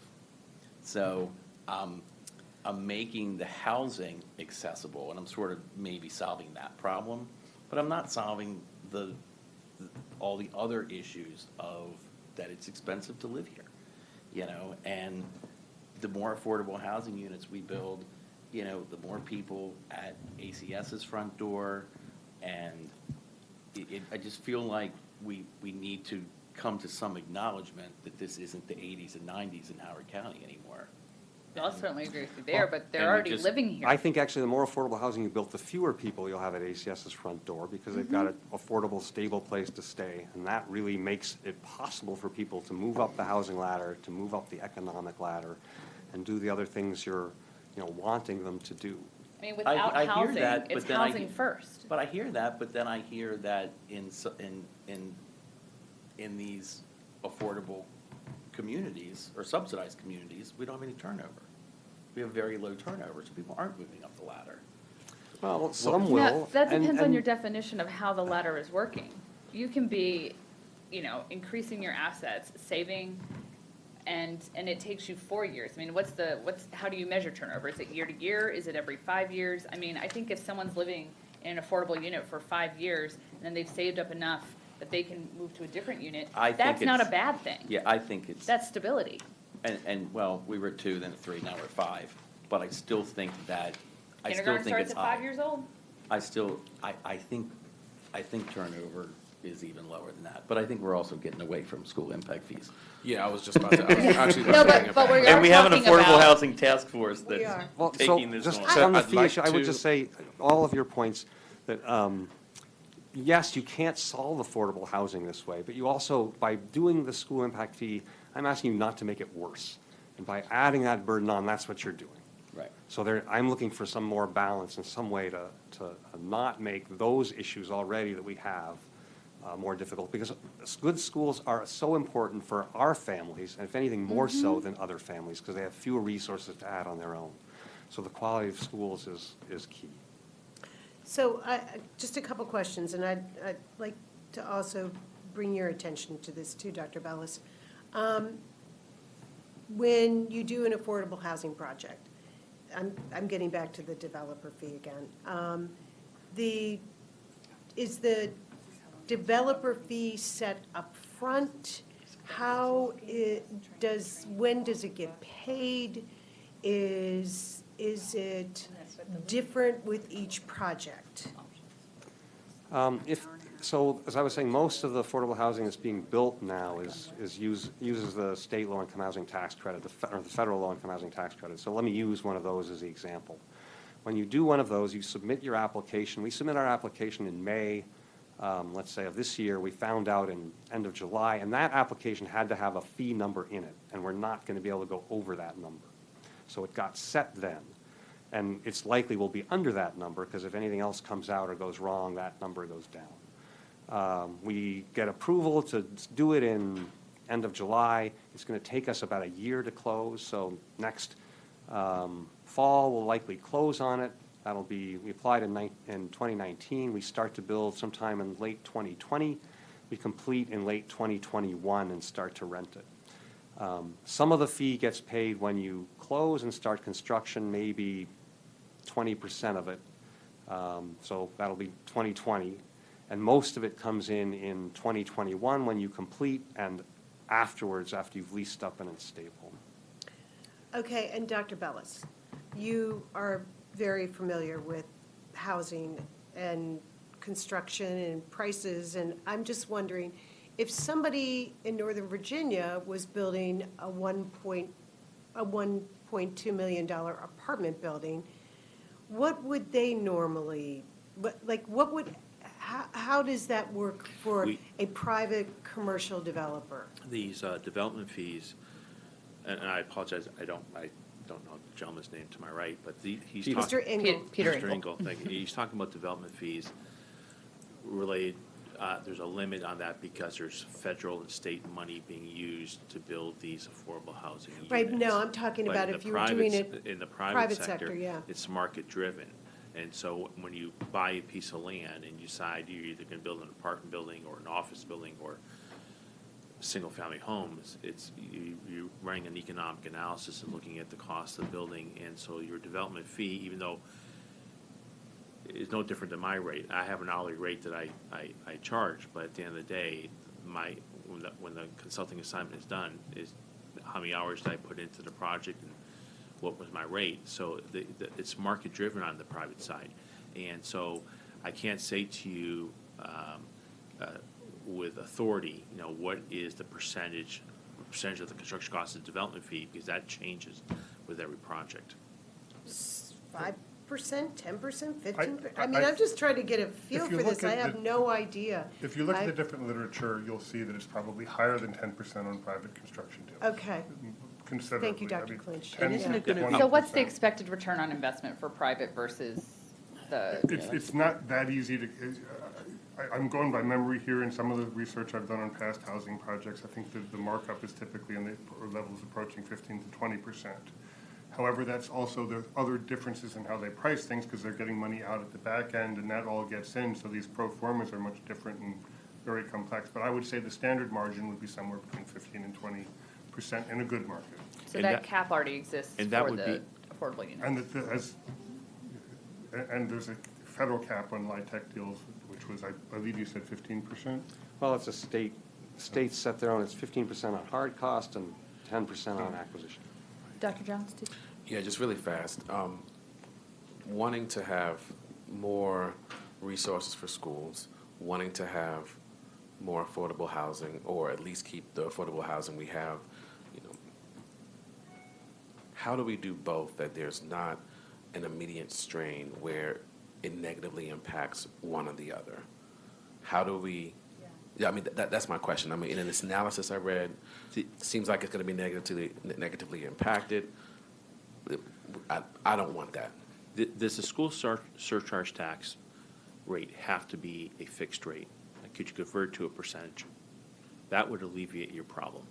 So now, it would solve the affordable housing issue problem, and it'd solve the issue of raising money for school construction. So you're saying with respect to affordable So housing, instead of if there saying was $1.35 or $2 or $4 a square foot, if you change that to a percentage of the value.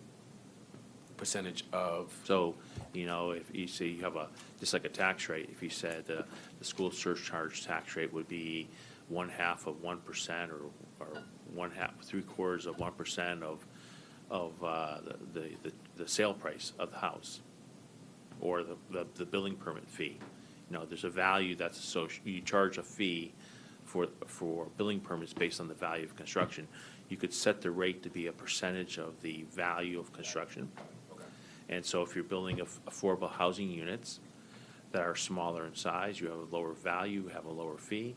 Alternatively, if it's, the fee is a percentage based on value, then the affordable housing units there's an incentive to build these affordable housing units, so the fee would, the percentage approach would be progressive, it would not be regressive.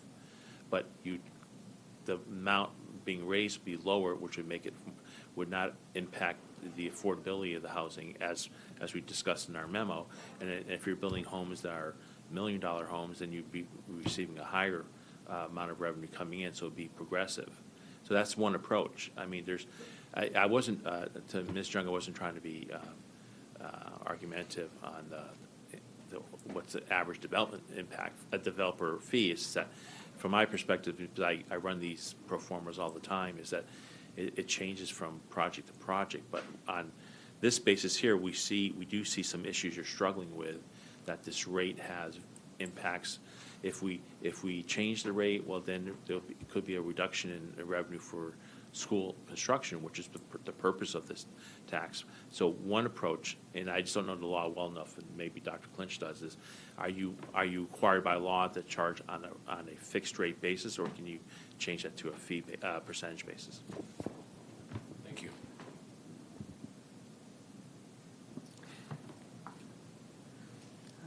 all right. I can answer that. Thank you, Mr. Quinn. Very So, per state law, you're required to charge it on a per square foot basis. So that's something that you all have to take up with the General Assembly or the delegation to change. But we could do a percentage of a square foot, so we could do, because it's still a square foot. So for instance, let's say 680 is what we land at, and we could say half or 3/4 or 1/4 or 10% of the increase from the previous to the current is what affordable housing would be. It still amounts to a square foot. That would be okay, yes? Not a percentage of the square, no, just per square foot, similar to what it's, not similar, the same as it is in the code now, but just adjusting it up. And if you adjust it up, you have the discretion to adjust it down. Okay, so we would have to put an actual dollar and cent amount to it, even though it would be, so for instance, let's say 680, we could say, just to throw it in there, just, picking out numbers, half. So we could say 340 for affordable housing, so that it's not half or 50% of, we put an actual dollar and cent to it. Is that what you're saying? No, so let me back up. So the county doesn't have any taxing authority. And so all our authority comes from the state. And that includes the surcharge fee. Right now in the code, that's state law. So it's set at, I forget the actual fee, but it's set at a particular rate. The General Assembly passed HB 1409 last year, which allowed the county to start adjusting the surcharge. And so there's three options, or three things that went on with that bill. The first one was that the county could adjust it up, the current surcharge fee up, and if they adjusted it up in future years, they could adjust it down, but it can't be below what it is now. That's the first one. Hard to do Excuse me. that. Hmm? I said hard to, I was just making a joke. So Saying it's hard to so go even lower if we than did 32. have that difference, if we said, okay, we're not gonna do an impact fee for studio apartment, it's still gotta be the $1.32. You Right. couldn't make that go away. Right. Right. That's what Exemption is senior, the only exemption is senior and affordable. Right, and so the And second then option. senior is is- at 132. The second option, that's the first option. The second, not option, but the second thing is that senior housing has to stay consistent with what it is now. That can't be adjusted up or down. Oh, I guess it can be adjusted down, but it can't be adjusted up. Okay. Right. And lastly, you can't impose a surcharge on senior and affordable housing in downtown Columbia. Okay. So those are the three Anywhere, things. I So thought we page can, 6, line 19, line 20. Where are you? How is it restricting, is it restricting it Were somewhere you else? just reading from the state, or were you just I don't reading, think were you it's- from the state I bill? don't think it's Were you reading from from, you were reading from Columbia. this I think it's CB-42? anywhere. Or were you reading from the state bill? So HB that, 1409. that's another issue. So the state bill is actually Senior affordable, in, I mean, it's part of the county code. exempt. So, I mean, yeah, so if I'm reading from the state, it's reading from CB-42 also. Okay. But we can But we discriminate can- Go ahead. within housing types though, can't we? Is that where you're kind of going? Yeah, I'm trying to figure out how to, if we were to do an amendment to add whether, I don't know if the wording should be affordable housing, MIHUs, LHUs, I don't know what it should be, we can call it Mickey Mouse, I don't really care. What I'm trying to say is, how do we get a dollar amount to this thing? And if this thing is affordable housing, or if it's something else, what can we do? with respect to- That would have to go to state delegation. So you're saying currently, as it Okay. stands, we cannot set a different rate for affordable housing? No. Oh. And that's why I let We off don't by have the saying, legal authority to do don't. anything. no. And that's why I started off saying that the county doesn't have taxing authority. And so it derives all the taxing authority from the state. And so that's what's happening here. See, I've scoured the thing. I don't think And any I'm of gonna- us really I'm understood probably gonna that, to be challenge honest. that. So, Yeah, I But- mean, I but- feel like that does say, because it says different types, so is We that? can do a different rate for different types, I think. But is that exclusive to type, unit type, or is that classification type? It just says type. where are you reading it from? I'm in CB 42, and it says one of the considerations, but why would we consider it if we can't do anything about it? Right, Line Yeah. 12, page 4. Yeah, you wouldn't have gotten sufficiency on that. I the don't think. potential for charging different amounts for differently and then the effect on affordable housing units. I don't know, maybe, I I had don't- that Yes. state bill. Considerations, you should take it into consideration for setting the rate, but that doesn't give you But authority you to. can't do anything about it. Right. That's just what she said, okay. Oh, we're man. absolutely sure about that. I'm absolutely sure about that. But, I mean, we can go back and look at it again, but Would you mind doing that? Sure. Because this is a That's really very important consideration, and I know that at least some of us want to do something about making sure that Yeah. affordable housing is not, We're not increasing the Well, barriers. they're not being priced They're not out of making it Howard worse. County, right?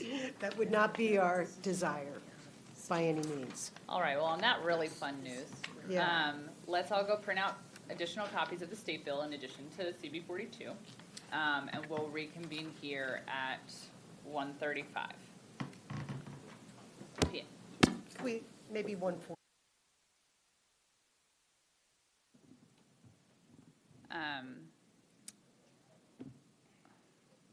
Just trying to figure out how to organize this moving forward, but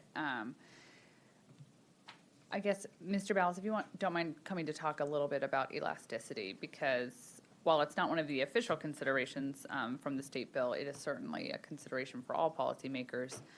We don't want it to be so high that we can't ultimately fund our school construction. So the part of the considerations that we have internally is at what point is the drop-off? And then, Right. you know, There's a tipping point. right. And that's a logical question, and then we know in life, whether it's housing or ice cream or pizza or movie theater tickets or airplane tickets, at some point, as the price of a good or service increases, you have to make a decision. Do you still want to buy that, or do you try and substitute? Do you go from butter to margarine? Do you go from chocolate chip cookies to cookies with no chocolate chips because it's cheaper? So the short answer is, There's no point in that cookie. That's right. And so the short answer is, as you increase the school surcharge tax rate, there will be a decrease in the number of new housing units produced. I don't have that tipping point number for you, simply because it's, in economics, we call that elasticity of demand. When there's a change in quantity, there's a change in price. And so I had asked Dr. Clinch about 2 months ago to do a quick literature search on, are there any studies, academic studies, where they've looked at a change in a tax rate versus the change in housing prices, and he could not find any. That doesn't mean they're not out there. That simply means we did a quick search, and we go back and do a more extensive search, and then if there were no studies, then we look at comparable studies, like if there's a change in the price of gasoline, how many fewer people drive their cars, or if there's a change in movie theater tickets, how many less people go. Then we would take the equations that were used in those studies and modify those equations, mathematical equations, for Howard County, and we would then look at, okay, change the school surcharge tax rate, change in the transfer tax rate, change in the real estate tax rate, change in the personal property tax rate. We could look at all those different tax structures you have and then see what the effect has been on housing. So so we could do it, but it's really like it's a 3 to 6 month assignment. It's not over the weekend, I'll get back to you on Monday. And it's a legitimate question. And I'm not trying to be evasive. The short answer is, we know you'll have a reduction in either the number of new units or in the a change in the square footage of the units, or change in townhomes versus single family. But I don't have a definitive answer until we actually studied it. All right, are there any other questions for Dr. Ballas? All right, well, thank you very much. Thank you very for your much. Thank time. you. I'm always available to call me. You have my contact information. Thank you. Thank you. We appreciate that. And Mr. Engel, if you don't mind coming back, I think, obviously, we have some sort of outstanding questions regarding the state bill structure. But the same sort of question applies to affordable housing. If there is the ability to set a separate rate, where is the drop-off in affordable housing? At what rate does it make it, at what rate is the barrier? How do we strike that balance of ensuring that we have necessary school facilities, but also not creating barriers? Because I think Ms. Walsh made a quip at one of the public hearings, which is essentially, it's not like we have a plethora of affordable units at the moment, but the counter is that we don't want to make the situation worse. So because we have some time to sort through these issues, I think it would be beneficial to start some conversations about coming together with different people who are in the realm of cobbling those financial pieces together and figuring out what is the rate that that does not create barriers, and where's the drop off. mean, I think the halfway point is difficult because, again, it's still lower than the moderate income housing unit rate, but then maybe what needs to happen is we raise the moderate income housing unit option, because it is optional. And then, because I don't want it to be that there's an incentive to pay fee in lieu. We want the incentive to be in creating the units. So I think that's, I think we'll probably talk offline about how to get the right people who have the right experience to answer those questions in the room. But obviously, you'll end up being one of those people, Okay. given your experience in your We'll role. look forward to that. I will tell you that it's a little different than the market rate because the demand for affordable housing is pretty inelastic. You know, you have to set the rents at a certain level, and there's always going to be people who need to rent at that level. Right. What- Well, like how what- long's the waiting list in Howard County? Yeah. The bigger issue is that on the non-MIHUs anyway, is that you need more money per unit, and the money is inelastic, so more money per unit means fewer units. So that's built in. And then I think the MIHU question is a little different, but we can look at all of those and we'll try to get some people together and get you better information. Thank you. Okay, very thank you. much. And thanks for being here today. I'm just gonna go check on Opal and make sure he's out here before we move on to the next agenda item. You want Yeah, that would be helpful, Diane. Thank you. Are you getting ready to wrap up on this one? Yeah. Oh, to the transfer tax, yes. Sorry, number 7. So sources of tax and fee revenue for the county, including the transfer tax. I mean, because that's kind of the elephant in the room, right? Like, we were just enabled to be able to do the 42%, but we're still not enabled, or nothing's been done at the 58%.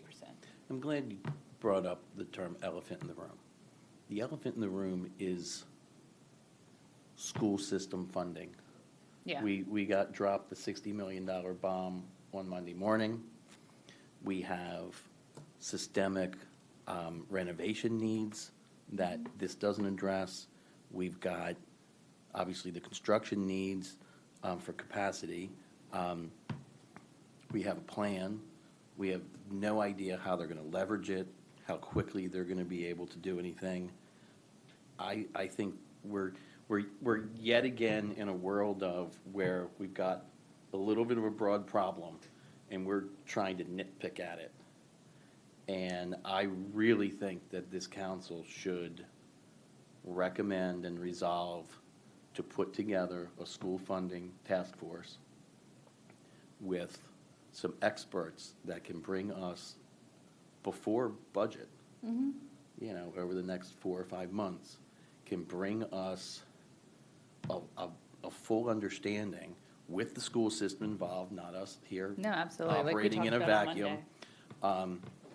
And in all honesty, not necessarily too much involvement from us or the administration, because there's a lot of politics involved in all that, to bring us a menu How are you gonna of fund it? recommendations.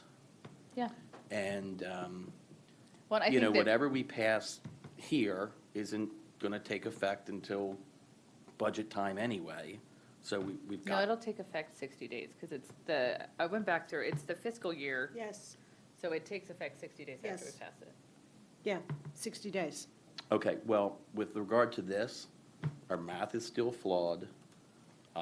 Well- We don't know. Well, there's one assumption that we need to get the accurate, which That's- is what are the yeah, and HCPSS that's a We fear. we moved on from it.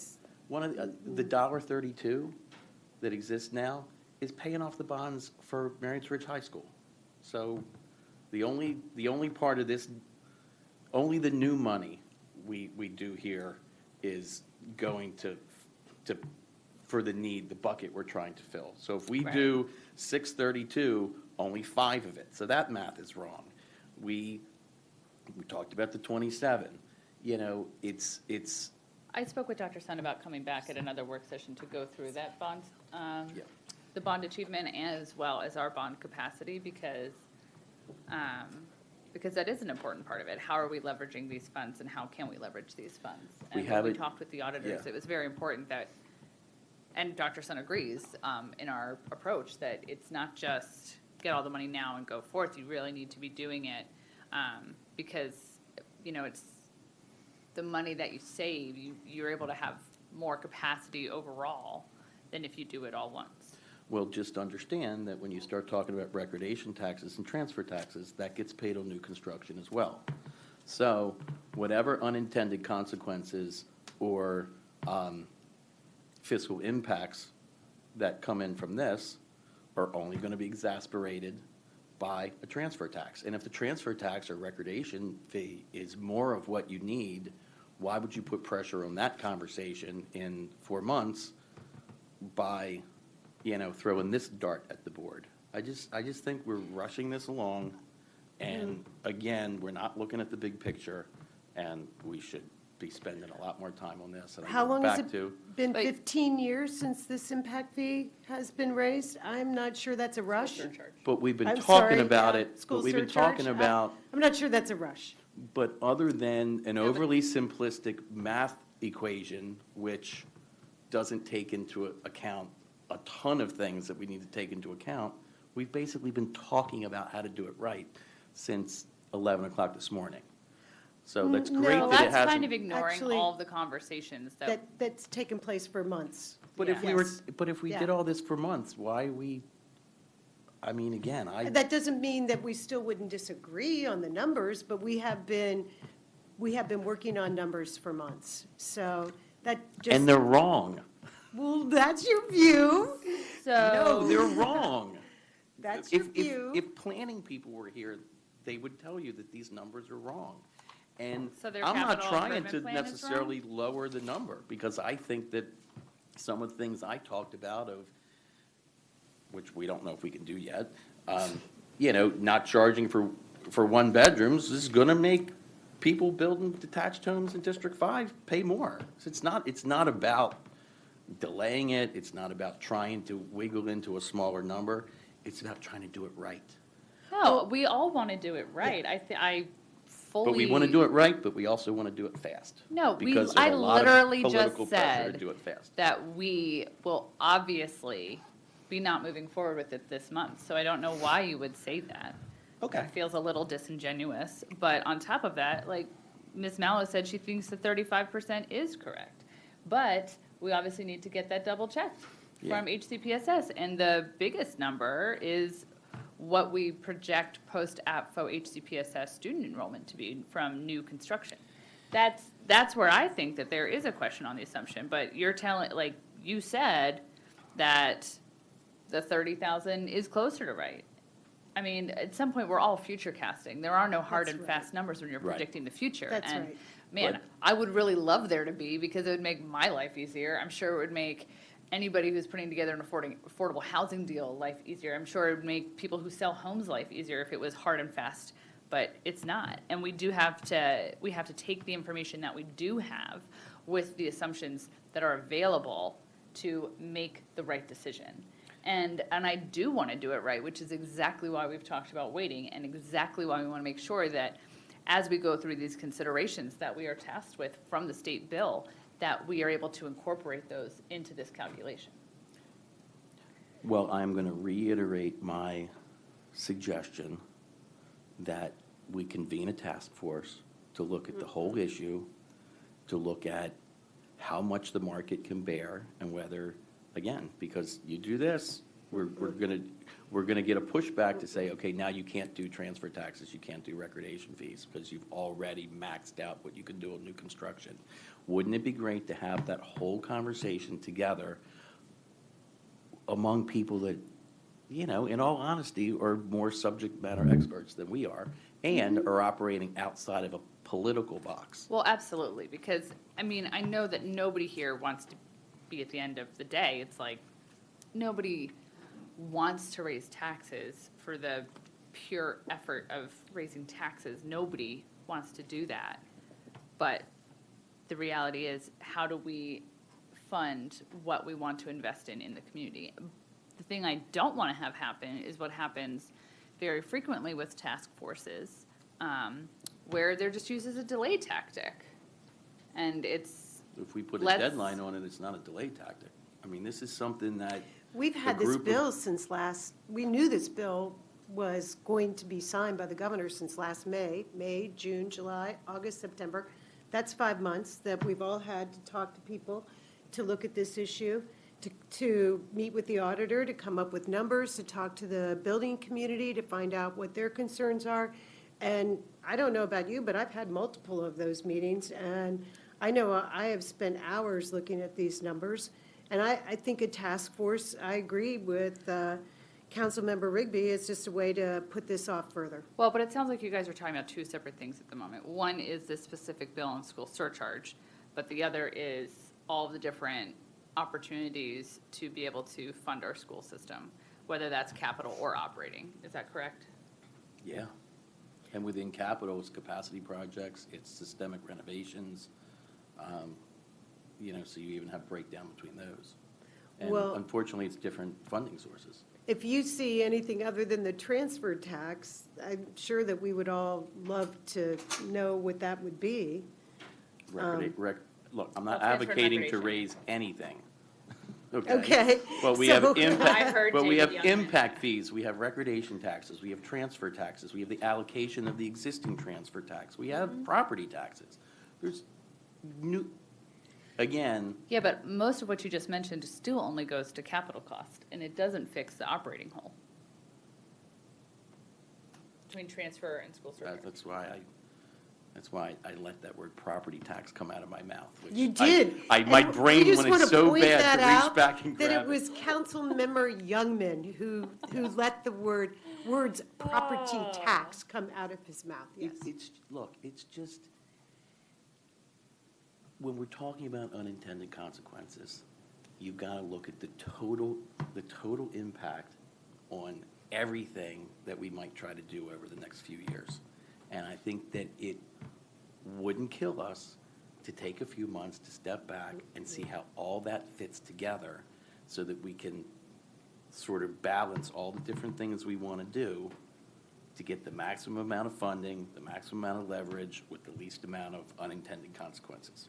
Well, and when we're But- also talking about achievement gaps, and now more people are saying that there's an importance in funding equity programs to close the achievement gap, but those continue to get cut, and we lose Well, paraeducators. So perhaps it's also wise to assess the funding needed for making meaningful advancement on achievement gaps. I and then think how that you it is fund too, because I think a lot of that conversation is within the context of a redistricting proposal. But it doesn't need to be. Well, hold on.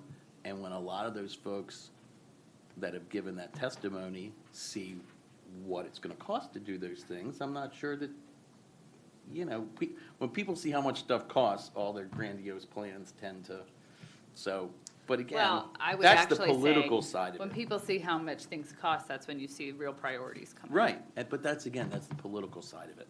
A task force operates, and there's already some pretty bright people that don't have a dog in this race here in Howard County and aren't beholden to any of us, that I know you could get to do this, and I know that you'd have a whole menu of recommendations, by the winter. But I think we need a holistic package, like Right. what we have. Schools are a significant portion of our budget. 1/3 of the community utilizes schools. We need to be looking at everything that we're doing and everything that our community is investing in. So maybe it's funding all together. It's not just school capital costs. It's school capital costs and operating costs and all the other things that the county does. I said all school costs, so capital and operating, but that is where I'm cutting off. I'm not trying to create a task force to solve all the ills of the county, which we have an affordable housing task force, and we have a lot of task forces. I'm just looking for. Well, but the problem is the I think funding it would be piece. great to have a task force to look at that, but I wouldn't hold up this bill, other than to try and answer some of the outstanding questions that we have right now. And if it means holding it up for 1 month, I think that that's reasonable, but I certainly wouldn't hold it up for a task force. I, Dr. Joe? excuse me, sorry for being late. I do not want to delay any funding that can go to schools, because we know we need them, county needs it. By the same token, I just want to fully understand what's happening. Right before break, I wasn't aware that we weren't going to be able to have some sort of discount or exempt or do anything for affordable housing. So I may have missed that part of the conversation, but my brain is doing this, and I really wanted to march forward. So I'm not even sure right now. Right, so at this point, we're like, obviously, until those specific questions are answered, we need to hold off. Because what's the point in doing an exercise of considerations if you can't make meaningful consideration of them? And then the other thing that Mr. Youngman was saying, that we need a funding assessment of how we are going to pay for the school system between capital and operating costs. And then I took things too far with Mr. Youngman and suggested that we look at all of the needs of our county. She's trying to pay for complete streets in my education task force. But you don't have, I'm messing you just realign the funding with complete streets. I'm just playing with you, don't worry. Mr. Cook, I noticed that you are here joining us at this point. Have you looked further into this question of affordable housing and what the state enabling legislation has said about that? I've thought about it, because I know that this is an Okay. issue. I will tell you that, you sort of have to go from the baseline that before the last public local law was passed by the General Assembly, the law provided for a surcharge, right? And then it was set at $1, and then it escalated according to an inflation index thereafter. None of the language that was passed recently changed the concept of a surcharge. And the old law was applied to, you got what's taxable here. What's taxable is Let's go with surcharge fee. the occupiable area in the residential new construction. That's what's taxable, square footage, right? It doesn't differentiate residential any further than that, with the exception of the one exemption that's created for affordable housing in downtown Columbia, that's senior housing, right? That's the only exemption in the public local law. So the only power that really has been given to the county council is to set the rate wherever the council chooses to do so. But the bill is replete with the use of the word surcharge, not surcharges, and also the taxable unit. The taxable unit's not by housing type, it's not by numbers of room. I mean, it's just the taxable unit is, in fact, per square foot of occupiable area in the residential new construction. So if you've got that, if you're developing, and you can't fit yourself within affordable senior housing within downtown Columbia, whatever the council sets the rate at is what would be collectible from you at the appropriate time in the process. So I mean, that's the extent of my thinking about this. Is an excise tax. This is not a property tax. And while the state could have allowed for different rates, it really didn't do that. Okay, so there is in here, and it's that the county council can establish a grandfathering process for residential new construction based on the status in the development process. So it would be possible, I guess, under that particular clause to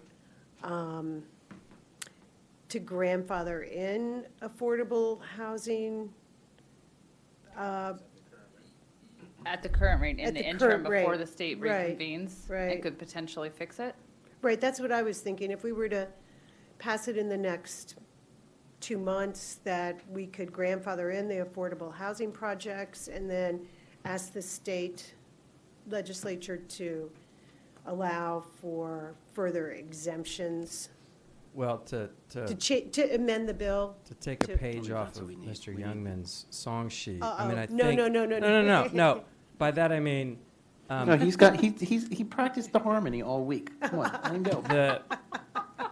the idea of this, I haven't looked at the grandfathering clause like word for word closely, but the idea is you propose a development, it has a certain cost and profit structure to it, and you start into the process, and then suddenly the building excise tax rate changes on you drastically, in the sense that you've gone from now an escalator that's somewhat predictable, because you can look at it historically and see how much it sort of goes up year to year to year, or Right. down sometimes, right? Right, And now you've got a rate that can float depending on what the policy choice of the council is.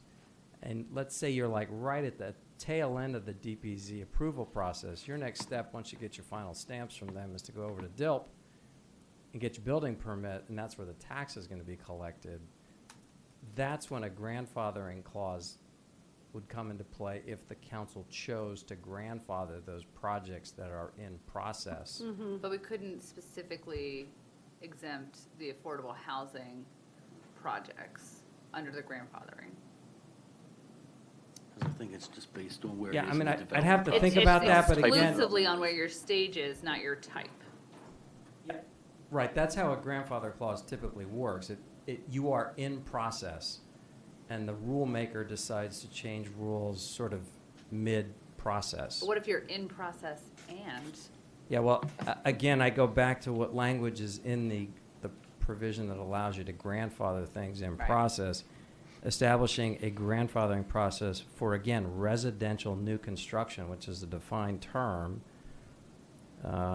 which means, actually, it's not it's a combination of defined terms, but it's basically the idea that it's residential property. It doesn't matter whether it's an apartment, a condominium, a single-family home. it doesn't go by affordable or Attached market townhomes. rate or anything else, It's just, yeah. is it residential, is it occupiable, and is it new? I mean, those are really your three factors. And their only exemptions are the senior affordable housing and senior housing, period. Housing is frozen. There's nothing else. I assume the only way that you could exempt any other type of housing is if it were listed in that specific clause. Right. I mean, so I appreciate that the council is adopting a bill to put this tax in the county code, but this law already exists as a matter of law that governs the county anyway. The history of this county is to sort of take local laws like this and pass them verbatim and put them in the code. But they didn't set the rate. That's the issue. So they said I we get would set that. the You rate. get to set the rate, but you get to set the rate on Right. new occupiable residential construction. We can set the rate even without a bill, can't we? No. That was what we specifically asked them to enable us to do, was to be able to. No, not without the enabling bill, but we don't need to put the rate in the code. Well, now you do. Now, that's right, yeah, now we do. Now you Yeah, do. now And they- frankly, right. you did before, well, you didn't really need to do before, but just as a matter of notice, it would be nice to be able to, I mean, DILP would publish the rate every year, based on the ENR surge Right. index, inflating up from a dollar from whenever this was first passed, which I think was 2004. Well, it sounds like to me that I think the delegation needs to amend this bill. Yeah, they're, I mean, I'm not familiar with what the debate was like last session on this, but my sense is how much power do we give the county to set a rate? Because prior, the county had no power. And I don't know whether the issue of creating exemptions or differential rates was even part of the debate. I mean, if I went back and we found nothing to that effect, I mean, it would really sort of be the icing on the cake. I suspect there wasn't. But I would hope that they wouldn't just use it as an opportunity to give us one exemption that they thought was good. Right, but then And reduce not- local control on any other opportunity. Yeah, I mean, it should be a blank slate, but we should be It's able a to set local it the way we decision. want to set it. Yeah. I You know? think the county could make a fairly, reasonable argument that with different housing types and perhaps different cost structures to go along with those housing types in terms of market issues, as well as the desire to support other types of housing, for example, incentivize affordable housing, that in addition to being able to set the rate, the county can also differentiate between housing types. This is all up to you, but different housing types, the council may set different rates. Does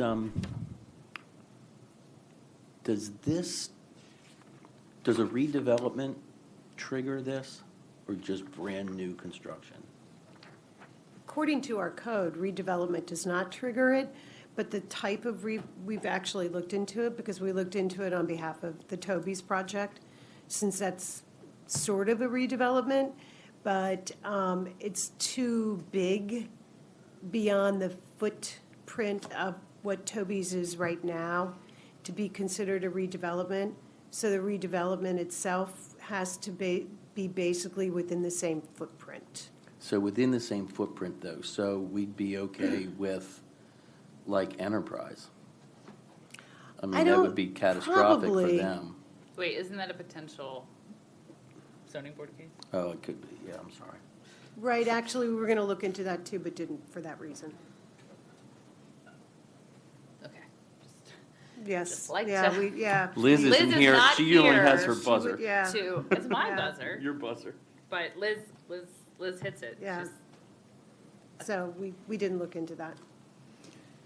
All right, well, it seems like there's a lot of outstanding questions for CB-42, so both in terms of what authority and opportunities we have, although it sounds like you feel quite set on that.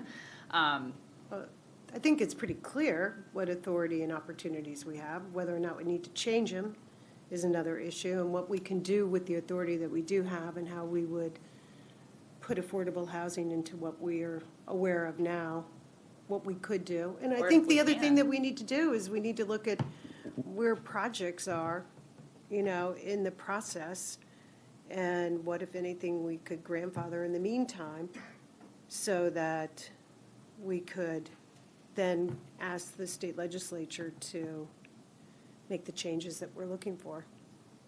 Yeah, well, and there's Mr. Unwin's point of how do we leverage all the opportunities available to ensure that we can fund our school budgets at both ends, which seem like ongoing conversations. All right, Mr. Youngman, you had requested 112 on the work session agenda? We haven't talked about it enough? I know I did last week, but I'm not sure we have anything to really talk about on it. Okay. So, All right, well then we will keep working together. Thank you everyone for being here. Thank you for all your expertise, and I will bang the water to close us out.